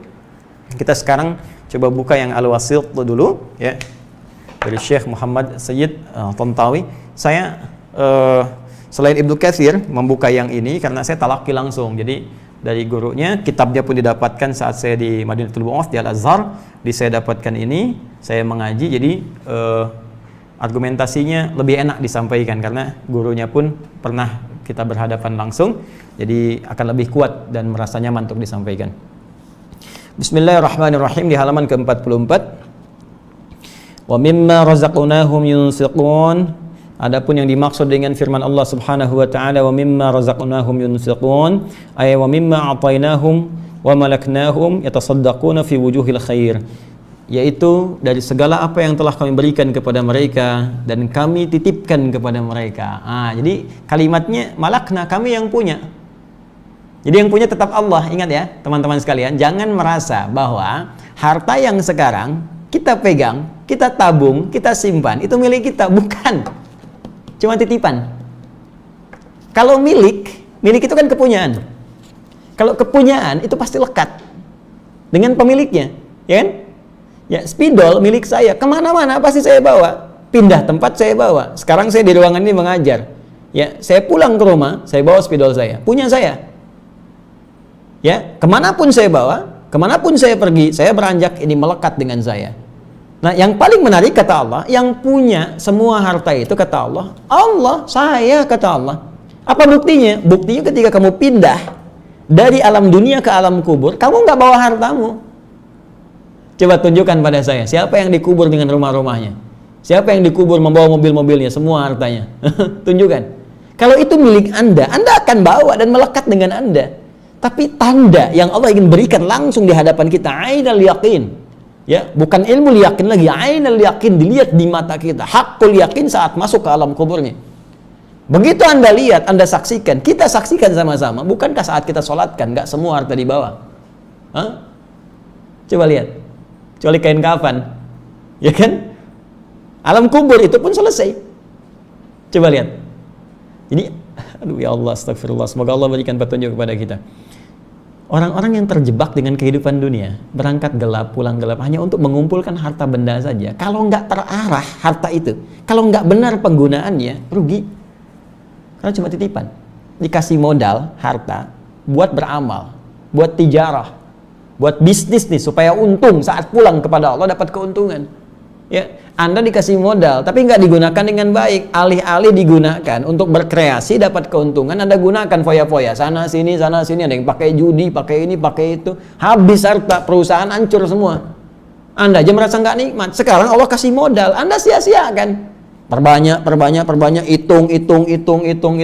Alladzi jama'a mala wa 'addadah, cuma ngumpul, hitung, tapi nggak benar cara menyalurkannya. Pengelolaannya nggak tepat. Maka ketika pulang nggak ada yang punya nilai. Makanya ketika bahasanya itu indah, ya, bahasa penafsirannya luar biasa nih. Apa yang kami berikan itu, wa ma'atainahum wa malaknahum, apa yang kami berikan kepada mereka itu kami yang punya, dititipkan kepada mereka sehingga mereka merasa memiliki itu. Ya, jelas ya? Baik, jadi ingat, harta titipan, ilmu titipan, kedudukan titipan, semua punya pertanggungjawaban di hadapan Allah Subhanahu wa taala. Yatasaddaquna fi wujuhil khair. Mereka menggunakan itu, ya, mereka mengelola itu pada segala hal yang baik-baik, digunakan pada yang baik. Ya, sedekah. Ya, sesuatu yang benar, sesuatu yang baik. Baik, nanti kita rinci. Wa yamudduna aydiyahum bil ihsan lil faqiri wal miskin. Kemudian mereka melebarkan tangan mereka, meluaskan pemberian mereka bil ihsan dengan cara yang baik yang diridhai Allah. Ihsan di hadis Muslim nomor hadis ke-8 disebutkan an ta'budallah, kembali ibadah, visi hidup kita yang tadi saya jelaskan. An ta'budallaha ka'annaka tarahu fa illam takun tarahu fa innahu yarak. Engkau menjadikan aktivitasmu sebagai ibadah. Nah, sekarang itu komitmen kita, visi kita, misi kita, hidup kita di situ. Kita dititipkan harta, bagaimana caranya harta jadi ibadah? Diberikan kepada istri, dikelola di rumah tangga jadi ibadah. Diberikan kendaraan jadi ibadah. Dibelikan sepeda mengantarkan pada ibadah. Dibelikan mobil mengantarkan pada ibadah. Dibelikan pakaian digunakan untuk ibadah. Buka lemari pakaian Anda. Dari sekian pakaian yang telah dikoleksi, berapa di antara pakaian yang belum pernah dipakai ibadah? Jangan-jangan ada yang belum pernah dipakai sholat. Lihat koleksi alas kaki Anda, sepatu, sendal yang udah dipakai kondangan, dipakai setahun sekali, pernah nggak dipakai ke majlis ta'lim, dipakai menunaikan ibadah, pakai ke masjid, lihat, itu akan dihisab. Jelas? Baik, jadi segala hal jadikan sebagai ibadah dan lakukan semua karena Allah, seakan-akan ya kita sadar Allah mengawasi kita walaupun kita tak mampu melihatnya. Ya, anta'budallaha ka'annaka tarahu fa illam takun tarahu fa innahu yarak. Ilal faqiri wal miskin, kepada orang yang membutuhkan, baik dalam kalangan yang sangat membutuhkannya ataupun yang punya keterbatasan, dia punya pekerjaan tapi tak mampu memenuhi hajat hidupnya. Sekarang dirinci. Warizqu 'inda jumhuril ulama, adapun pengertian rizki ini. Ya, wa mimma razaqnahum. Sebelum kita masuk ke infak, kita terangkan rizki dulu. Dari sebagian rizki, dari rizki yang banyak yang kami berikan, kami titipkan kepada mereka, itu mereka infakkan. Apa itu rizki? Wa rizqu 'inda jumhuril ulama, adapun yang dimaksud dengan rizki menurut pemahaman mayoritas ulama, ma salaha lil intifa' bihi halalan kana aw harama. Baik. Ma salaha lil intifa' bihi, segala yang baik untuk dimanfaatkan. Jadi luas nih, ini masih luas. Ya. Halalan kana aw haraman. Fokus. Segala yang baik untuk dimanfaatkan. Ma saluha lil intifa' bihi. Jadi maknya kembali ke tadi saya terangkan, ma ini menunjukkan aspek yang luas, banyak. Jadi kalau kita bicara tentang rizki, pemaknaan rizki itu masih luas, banyak maknanya. Kalau rizki ya masih luas. Awas, nanti beda dengan infak. Awas, hati-hati. Rizki itu sifatnya luas. Ada yang sifatnya materi, yang berwujud, ya bisa dipegang, kan? Ya bisa digunakan beraktivitas, bisa dikreasikan. Di sini kita tuliskan uang, nah, itu rizki. Makanan, itu rizki. Ya, pakaian, itu rizki. Sandang, pangan, papan, itu rizki. Ada yang sifatnya wujudnya tak terlihat langsung, tapi terasa bagian yang bermanfaat dalam kehidupan kita. Tadi masaluhal lintifa, hal yang sangat bermanfaat, ya, hal yang baik yang bisa dimanfaatkan. Apa diantara yang wujudnya immateri? Ya, tak tampak langsung bisa kita pegang, wujudnya nyata, bisa kita kreasikan misalnya. Apa diantaranya? Kesehatan, itu rizki. Kebahagiaan, itu rizki. Ya. Tuh. Kaya, itu penting, itu rizki. Tapi bahagia pun, itu penting. Coba, pilih mana? Pilih mana? Kaya, tapi gelisah, atau miskin, tapi tenang? Kalian yang kameramen nih, pilih mana? Kaya tapi gelisah atau miskin tapi tenang, bahagia? Yakin saya kaya tapi bahagia. Berarti bahagia itu penting, bahagia itu rezeki. Tuh, sampai bersin tuh. Baik, alhamdulillah. Baik, teman-teman nih, sehat tuh. Tapi gelisah atau sakit tapi tenang? Ya tenang itu rezeki. Sehat itu rezeki, makanya pengen sehat dan tenang, sehat bahagia. Ini rezeki, ini rezeki. Keturunan rezeki. Keturunan. Ya, makanya Nabi Zakaria alaihissalam cukup, pakaian cukup, makanan cukup, keturunan belum ada, minta sama Allah Subhanahu wa taala. Begitu melihat Maryam ya mendapatkan rezeki dari Allah berupa yang pakaian, berupa makanan, khususnya makanan, kebutuhan-kebutuhannya di Ali Imran ayat 37 itu. Ya, fataqabbalaha rabbuha biqabulin hasanin wa ambataha nabatan hasana wa kaffalaha Zakaria kullama dakhala 'alaiha Zakaria al-mihraba wajada 'indaha rizqa. Qala ya Maryam anna laki hadha? Qalat huwa min 'indillah. Innallaha yarzuqu man yasha' bighairi hisab. Ya. Pamannya setiap kali ngantarkan kebutuhan ada semua rezekinya. Disebutkan rezekinya berupa makanan, berupa kebutuhan Maryam, ada yang materi. Tapi ketika bertanya dari mana semua ini? Jawaban Maryam jadi umum. Dari Allah. Allah memberikan, ini sifat keumumannya. Sifat keumumannya, keumuman rezeki yang saya maksudkan. Innallaha yarzuqu may yasha. Allah akan memberi rizki pada siapapun yang ia kehendaki. Bi ghairi hisab, tanpa batasan. Jadi Nabi Zakaria bertanya khusus rizki terkait dengan yang materi, makanan, pakaian. Ini kan saya antarkan, kau udah ada. Maryam menjawab umum, jangankan makanan paman, jangankan pakaian, rizki yang banyak pun Allah akan berikan dengan mudah pada siapa yang dikehendaki. Maka Nabi Zakaria mengikuti jejaknya Maryam. Bagaimana bisa mendapatkan ini? Saya makanan cukup, pakaian cukup, yang belum ada keturunan. Maka minta sholat tadi mihrabnya itu. Di ayat 38-39 itu kan? Hunalika da'a Zakaria rabbah qala rabbi habli min ladunka dzurriyyatan thayyibah innaka sami'un du'a. Maka di situ beliau berdoa, ya Allah anugerahkan kepadaku keturunan. Nabi Zakaria mintanya keturunan. Ini keturunan itu rezeki. Ya, keturunan rezeki. Jadi kalau rezeki itu masih luas sifatnya. Nah, dari semua rezeki yang diberikan, makanya tadi disebutkannya banyak, kan? Ya, masalul walil intifa, yang bisa dimanfaatkan, bisa dikreasikan, bisa digunakan. Kita merasa nyaman dengan itu semua. Itu banyak Allah kasih kepada kita. Teman-teman sekalian, sehat itu rezeki. Betapa banyak orang punya banyak harta, tapi nggak sehat misalnya, ya kan?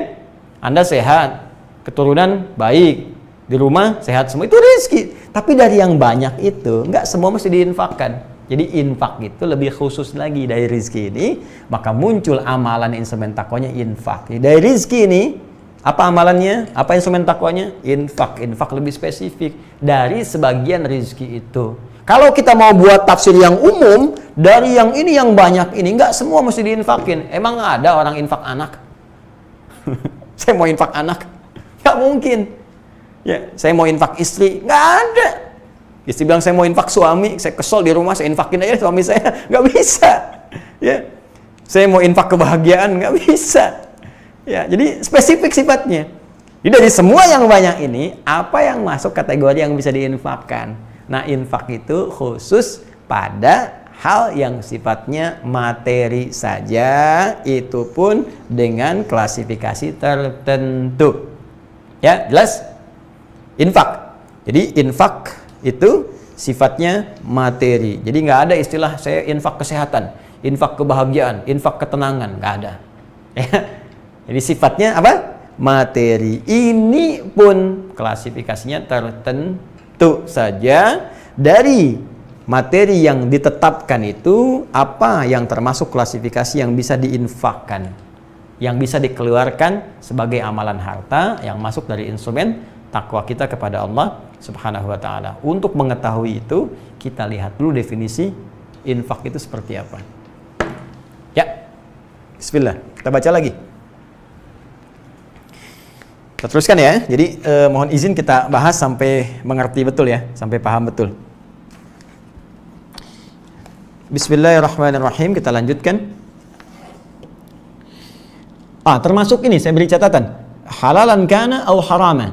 Ya, jadi kalau rezeki yang banyak tadi bisa kualifikasi yang halal, bisa yang haram. Ya, jadi itu masih masuk rezeki, masih masuk kategori rezeki. Karena itu ada min di awalnya dari sebagian, maka bagian itu bisa luas. Jangan sampai engkau berinfak dari yang haram. Hati-hati, cek dulu harta kita. Mohon maaf ya, jahiliyah itu sejahiliyah-jahiliyahnya. Orang jahiliyah, sejahiliyah-jahiliyahnya. Itu saat mereka akan berinfak untuk pembangunan Ka'bah. Ya, renovasi Ka'bah. Itu yang dikeluarkan cuman yang baiknya aja. Sepakat mereka. Jangan keluarkan dari yang jeleknya, keluarkan yang baik-baiknya. Sepakat semuanya itu. Itu sejahiliyah-jahiliyahnya. Nah, kita, Anda, saya yang mengaku sudah keluar dari jahiliyah. Berapa dari sekian harta kita yang baik yang bisa kita keluarkan? Karena itu ada min di situ. Walaupun Anda mendapatkan rezeki, jangan didapatkan dengan cara yang haram. Apalagi rezeki haram dipakai untuk infak. Itu yang keterlaluan. Hasil korupsi, wah biar jadi dapat legalitas dari Allah, nggak banyak banget dosanya. Misalnya saya pakai infak aja buat bangun madrasah, nggak bisa. Ya, hati-hati. Jelas ya? Baik. Kemudian kita teruskan lagi. Sekarang masuk pada kategori infaknya, ya, kategori infaknya. Wa qala yunfiqun wa anfaqa malahu anfadahu wal infaq ikhrajul mal wa infaduhu wa sarfuhu. Adapun yang dimaksud dengan infak itu ikhrajul mal wa infaduhu wa sarfuhu, mengeluarkan harta, baik itu Anda berikan dari sebagian tadi sampai tuntas selesai habis, atau Anda berikan sebagian. Nanti teknisnya kita jelaskan. Tapi secara singkat, mengeluarkan harta materi yang sifatnya berharga. Mal itu sesuatu yang berharga, bisa uang, kan? Ya, bisa kemudian dari hasil pertanian, perkebunan, bisa jadi makanan, ya. Ya, jelas ya? Kita turunkan dulu. Infak, saya mohon izin untuk membahas secara dalam dari segi bahasanya dulu supaya kita bisa memahami dengan lebih sempurna, ya. Bismillah.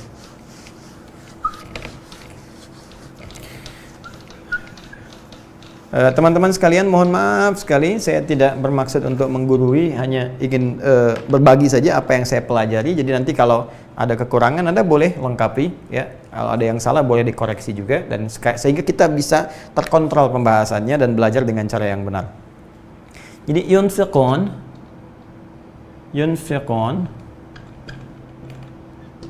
ini bentuk mudhari'. Ya, masih ingat ya? Present, continuous, future. Keberlangsungan, keberlanjutan.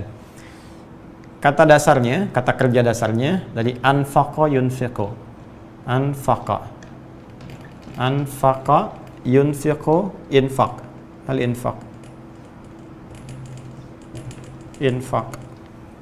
Fokus.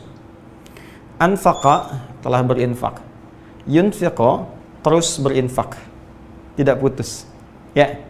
Yunfiqun, banyak yang berinfak. Nggak cuma 1-2 orang, banyak. Semua orang pasti pengen takwa. Nah, karena itu tadi diterangkan, ya. Jadi yunfiqun, infak itu ikhrajul mal. Ya, berusaha mengeluarkan dari materi, harta yang dititipkan Allah kepadanya. Ya, apakah itu infak secara langsung? Misal, sebagian saya punya 1 juta, saya pengen keluarkan 100.000. Apakah sifatnya langsung? Atau sorof, sebagian-sebagian? Ya, sorof itu kan tasrif, nggak langsung semua, sebagian-sebagian. Misal 100.000 bagi 10 hari, 10.000.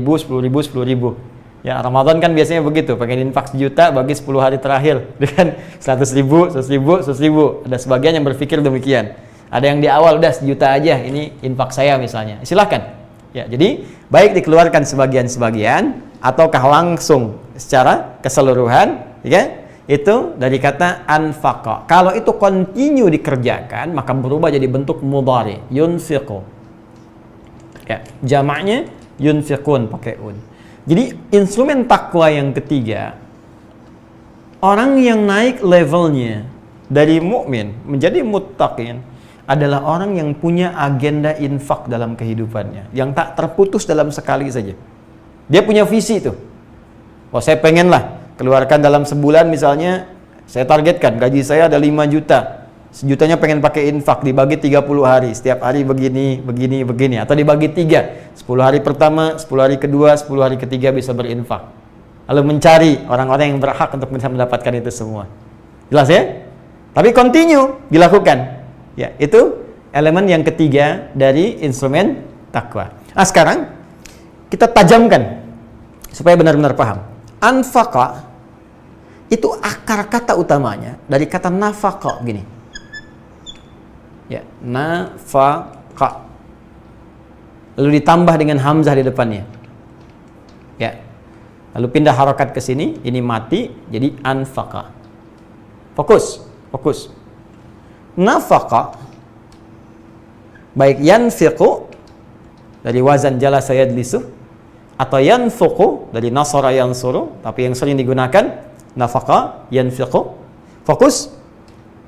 Kata nafaqa, nafaq pada asalnya punya beberapa makna. Ya. Satu, adhhab, sesuatu yang pergi. Ya, adhhab. Dua, an-nafadh. Ya, sesuatu yang habis, hilang, habis. An-nafadh. An-nafadh. Tiga, ini al-mamar, terowongan yang dibangun dari tempat masuk sampai ke akhir. Karena itu kalau Anda umrah atau haji qadarullah tahun ini, ya insya Allah ada kebaikan yang telah ditetapkan, tinggal kita arahkan saja pada amalan yang lebih baik insya Allah. Ya insya Allah di tahun berikutnya haji bisa dilakukan, kita berdoa pada Allah Subhanahu wa taala. Demikian yang umrah pula. Nanti kalau Anda haji atau umrah kan sering lewat terowongan ya di Saudi itu. Ya, saat lontar jumrah ada terowongan Mina, ya kan? Baik, ya, kemudian saat akan ke Masjidil Haram, di ring 1 ada terowongan Mahbas Al-Jin masuk. Itu terowongan, bahasa Arabnya nafaq, ditulis atasnya nafaq. Ya, nafaq ini. An-nafaq. Baik. Bisa dikatakan mamarrun, ya, mamarrun, tempat lewat terowongan yang dibangun dari jalan masuk sampai dengan jalan keluar. Ini dari bahasa Arabnya. Nah, sekarang perhatikan keindahannya. Bagaimana makna ini sedemikian indah bisa kita dapatkan. Teman-teman sekalian, perhatikan baik-baik. Ketika ini ditambahkan hamzah, menjadi anfaqa, yunfiqu, maka ini menunjuk pada sebuah usaha untuk mengeluarkan sesuatu, ya, sehingga yang ada melekat pada kita itu menjadi pergi, ya, pindah dari kita. Jadi kalau saya punya spidol, ya kan, ini melekat pada diri saya ingin berusaha untuk keluarkan supaya tidak ada pada diri saya. Tambahkan hamzah lil izalah untuk menghilangkannya. Ya, baik. Maka saya katakan anfaqtul qalama.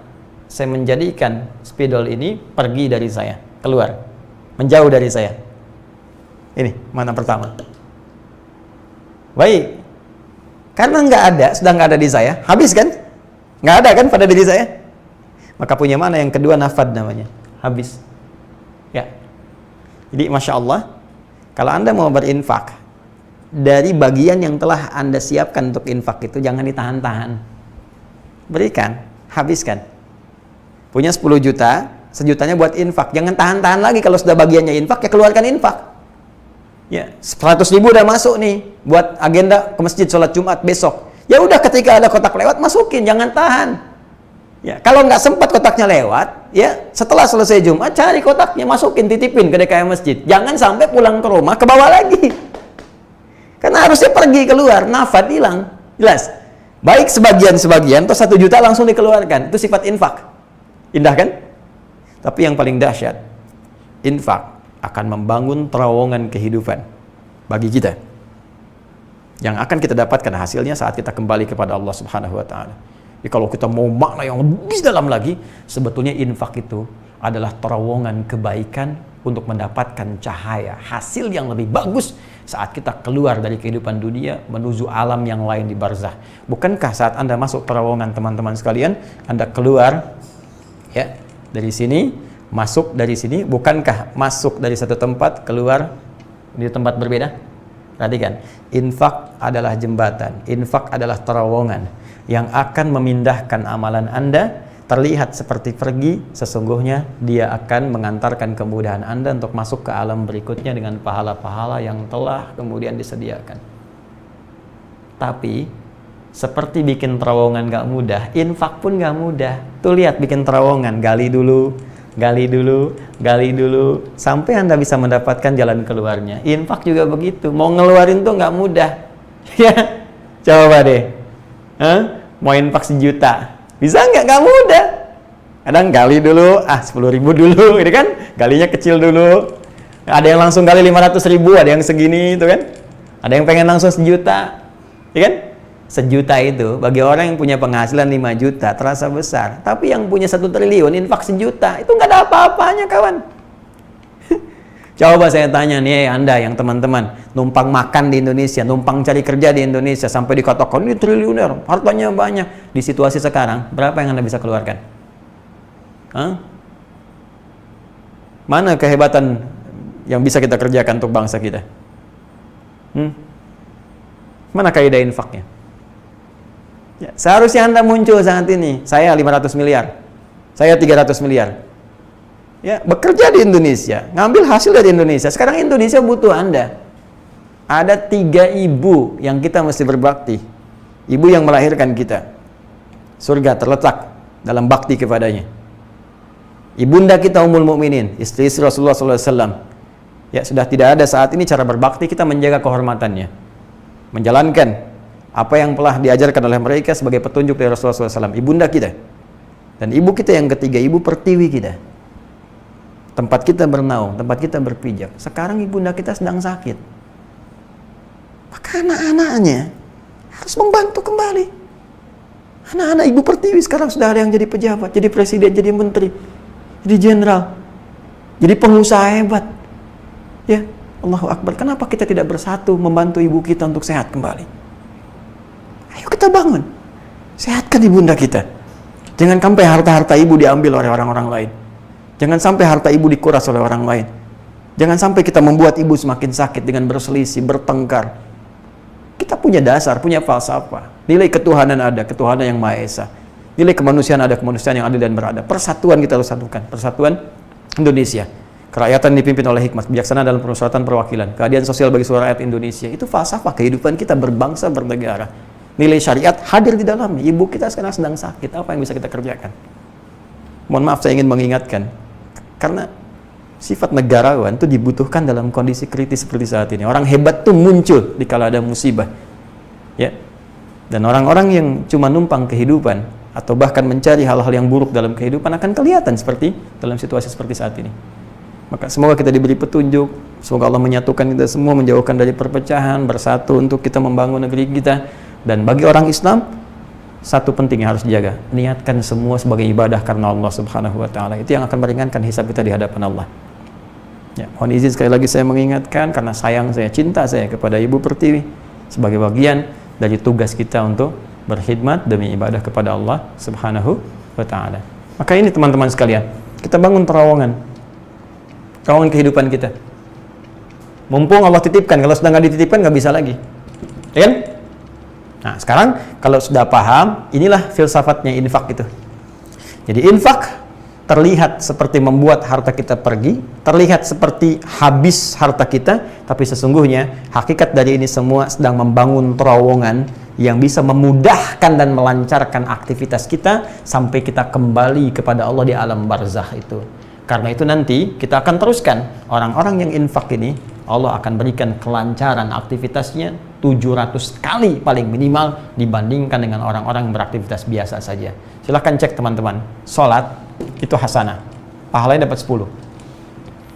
Ya, Quran surah ke-6 ayat 160. Man jaa bil hasanati falahu asyru amsalihha. Siapa yang mengerjakan perbuatan hasanah, dia mendapat 10 kebaikan nilainya. Baik, sholat disebut hasanah. Quran surah ke-11 ayat 114. Aqimis salata tarafain nahar wa zulafan minal lail. Innal hasanati yudhibnas sayyi'at. Salat disebut hasanah. Jadi kalau kita mengerjakan salat, pahalanya 10. Berjamaah naik 27 derajat. Kan? Di masjid tambah lagi 25. Sekarang sudah mulai dibuka, tambah 25 kebaikan. Ini sampai 27 paling banyak. Infak. Allahu Akbar. Quran surah kedua ayat 261. paling kiri agak ke atas.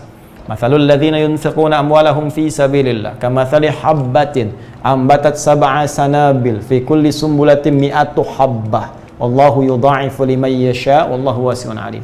Perumpamaan orang infak di jalan Allah, lakukan karena Allah, niatkan sebagai ibadah. Infak pada keluarga niatkan sebagai ibadah. Ya, infak dalam kehidupan berbangsa niatkan sebagai ibadah. Infak untuk pendidikan niatkan sebagai ibadah karena Allah Subhanahu wa taala. Setiap satu yang kita keluarkan, 1 rupiah nilainya kali 7 kali 100, paling minimal 700 kali lipat. Balik. Paling minimal. Kalau hitung-hitungan.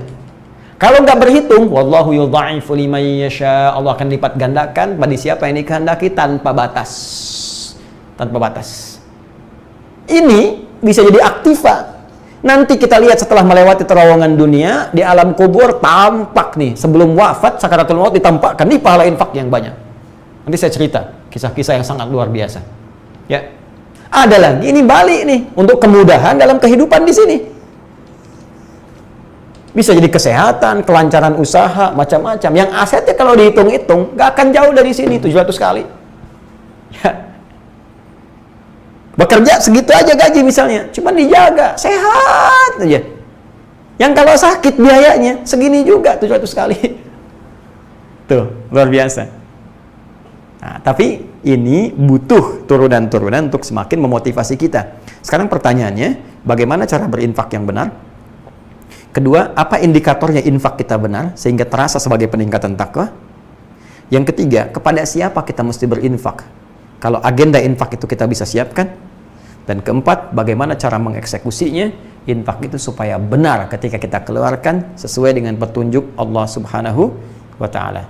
Bonusnya yang kelima, ketika kita bisa kerjakan semua itu, apa yang Allah bisa anugerahkan kepada kita dalam kehidupan dunia sebelum kita berpulang kepada Allah Subhanahu wa taala, baik di alam kuburnya sampai di akhiratnya. Itu akan kita bahas dalam pertemuan yang berikutnya, insyaallah. Ya, biar teman-teman, kita cukupkan dulu untuk malam ini. Nanti kita lanjutkan kembali. Mohon izin untuk mengingatkan yang pertama teman-teman sekalian bahwa kajian ini insya Allah berlangsung tetap dalam online. Jadi kita tidak mengadakan kajian yang langsung dulu di tempat kita, baik di Masjid Al-Ihsan, PTM VJS di Bekasi, ataupun kunjungan di beberapa tempat sebagai ziarah ilmiah. Setelah nanti situasi kondusif kembali insya Allah. Untuk itu kita berdoa dan mensupport ya kegiatan-kegiatan yang bisa kita lakukan supaya bisa lebih maksimal ya. Kita dukung kegiatan-kegiatannya dan mudah-mudahan aktivitas kita diridhoi oleh Allah Subhanahu wa taala. Kemudian yang kedua, teman-teman sekalian, komitmen dari apa yang saya sampaikan ini paket at-taysir ini kami tampilkan juga untuk mengingatkan sekarang sedang dalam proses cetak ya. Kita 2000 pertama kita akan cetak dulu di bulan ini. Jadi nanti setelah ada selesai ya, di bulan ini selesai, karena kemarin saya senang riset, jadi saya coba untuk maksimalkan ya. Jadi nanti tampilan akhirnya seperti ini nih teman-teman sekalian. Jadi di sini saya buka, nah ini ada kuncinya juga. Jadi ada kunci di sini ya. Nah ini untuk per juznya, jadi ada kunciannya. Nah kita bisa ambil per lembar di sini ya. Kemudian nanti yang dicetak ada tulisan di sini ya, wakaf ya, wakaf umat Islam Indonesia. Nah, termasuk di dalamnya, jadi ada tulisan wakaf, jadi nggak bisa diperjualbelikan oleh teman-teman yang hanya mencari niat untuk dunia saja. Ya ini cukup insya Allah mudah-mudahan baik ya untuk kita dapatkan di kotak ini juga. Dan ini nggak sembarangan, nanti saya berikan info spesifiknya. Jadi ini akan bersatu dengan buku ya. Nanti di bukunya ada 3 buku, nanti ada petunjuk pembimbingan ya di buku ini, tapi nanti ada pelengkapnya. Kemudian nanti ada murajaah 2 lagi yang 30 juznya. Dan setiap yang nanti berniat untuk mendapatkan ini, saya tidak akan nanggung. Jadi bukan cuma dapat ini untuk dikoleksi, tidak. Kita akan masukkan ke sistem untuk belajar. Jadi kami sedang siapkan sekarang sistem aplikasinya. Di teman-teman nanti untuk mendapatkan ini mesti registrasi dulu ya. Kemudian di situ kita nanti ada siapkan bimbingan. Ya, kita sudah siapkan musyrifahnya. Jadi nanti Anda ada sistem setoran, terus menghafal, supaya saya ingin pastikan benar-benar menghafal. Saya tidak ingin hasil riset kita kerja keras untuk berusaha, berikhtiar dan sebagainya cuma jadi simpanan, jadi koleksi, dan jadi ingatan tidak. Saya ingin kita berikhtiar, walaupun mungkin selama hidup 1 juz dari sini, 2 juz, yang penting kita punya bekal saat pulang dan punya kebanggaan saat menghadap Allah Subhanahu wa taala dan punya cahaya Al-Qur'an saat di alam kubur. Itu yang paling penting ya. Nanti seperti apa sistemnya, bagaimana nanti turunan-turunan penjelasannya, insyaallah setelah nanti ada tuntas dicetakkan minimal nanti 2.000 pertama untuk yang bulan ini.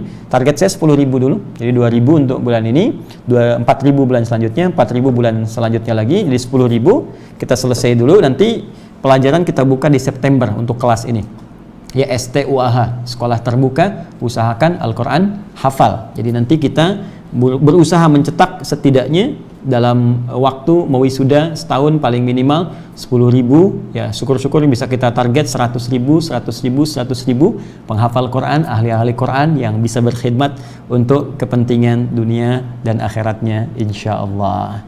Ini dan selanjutnya yang terakhir barangkali ta'lim kita insyaallah nanti ada variasi tambahan, yaitu ada beberapa yang segmen yang nanti kita coba tampilkan sebagai gambaran-gambaran baru, walaupun sifatnya mungkin nanti ada yang offline sebagai bimbingan-bimbingan, dan sesi khusus nanti ada beberapa kajian yang kita khususkan untuk tanya jawab ya. Nanti teman-teman tinggal tunggu keterangan dari kami di Adi Hidayat Official dan mudah-mudahan bisa bermanfaat untuk kita seluruhnya. Terakhir, setiap yang saya sampaikan boleh jadi ada nilai kebenaran yang Allah titipkan, yaitu hakikatnya dari Allah dan Rasulnya, silahkan diamalkan.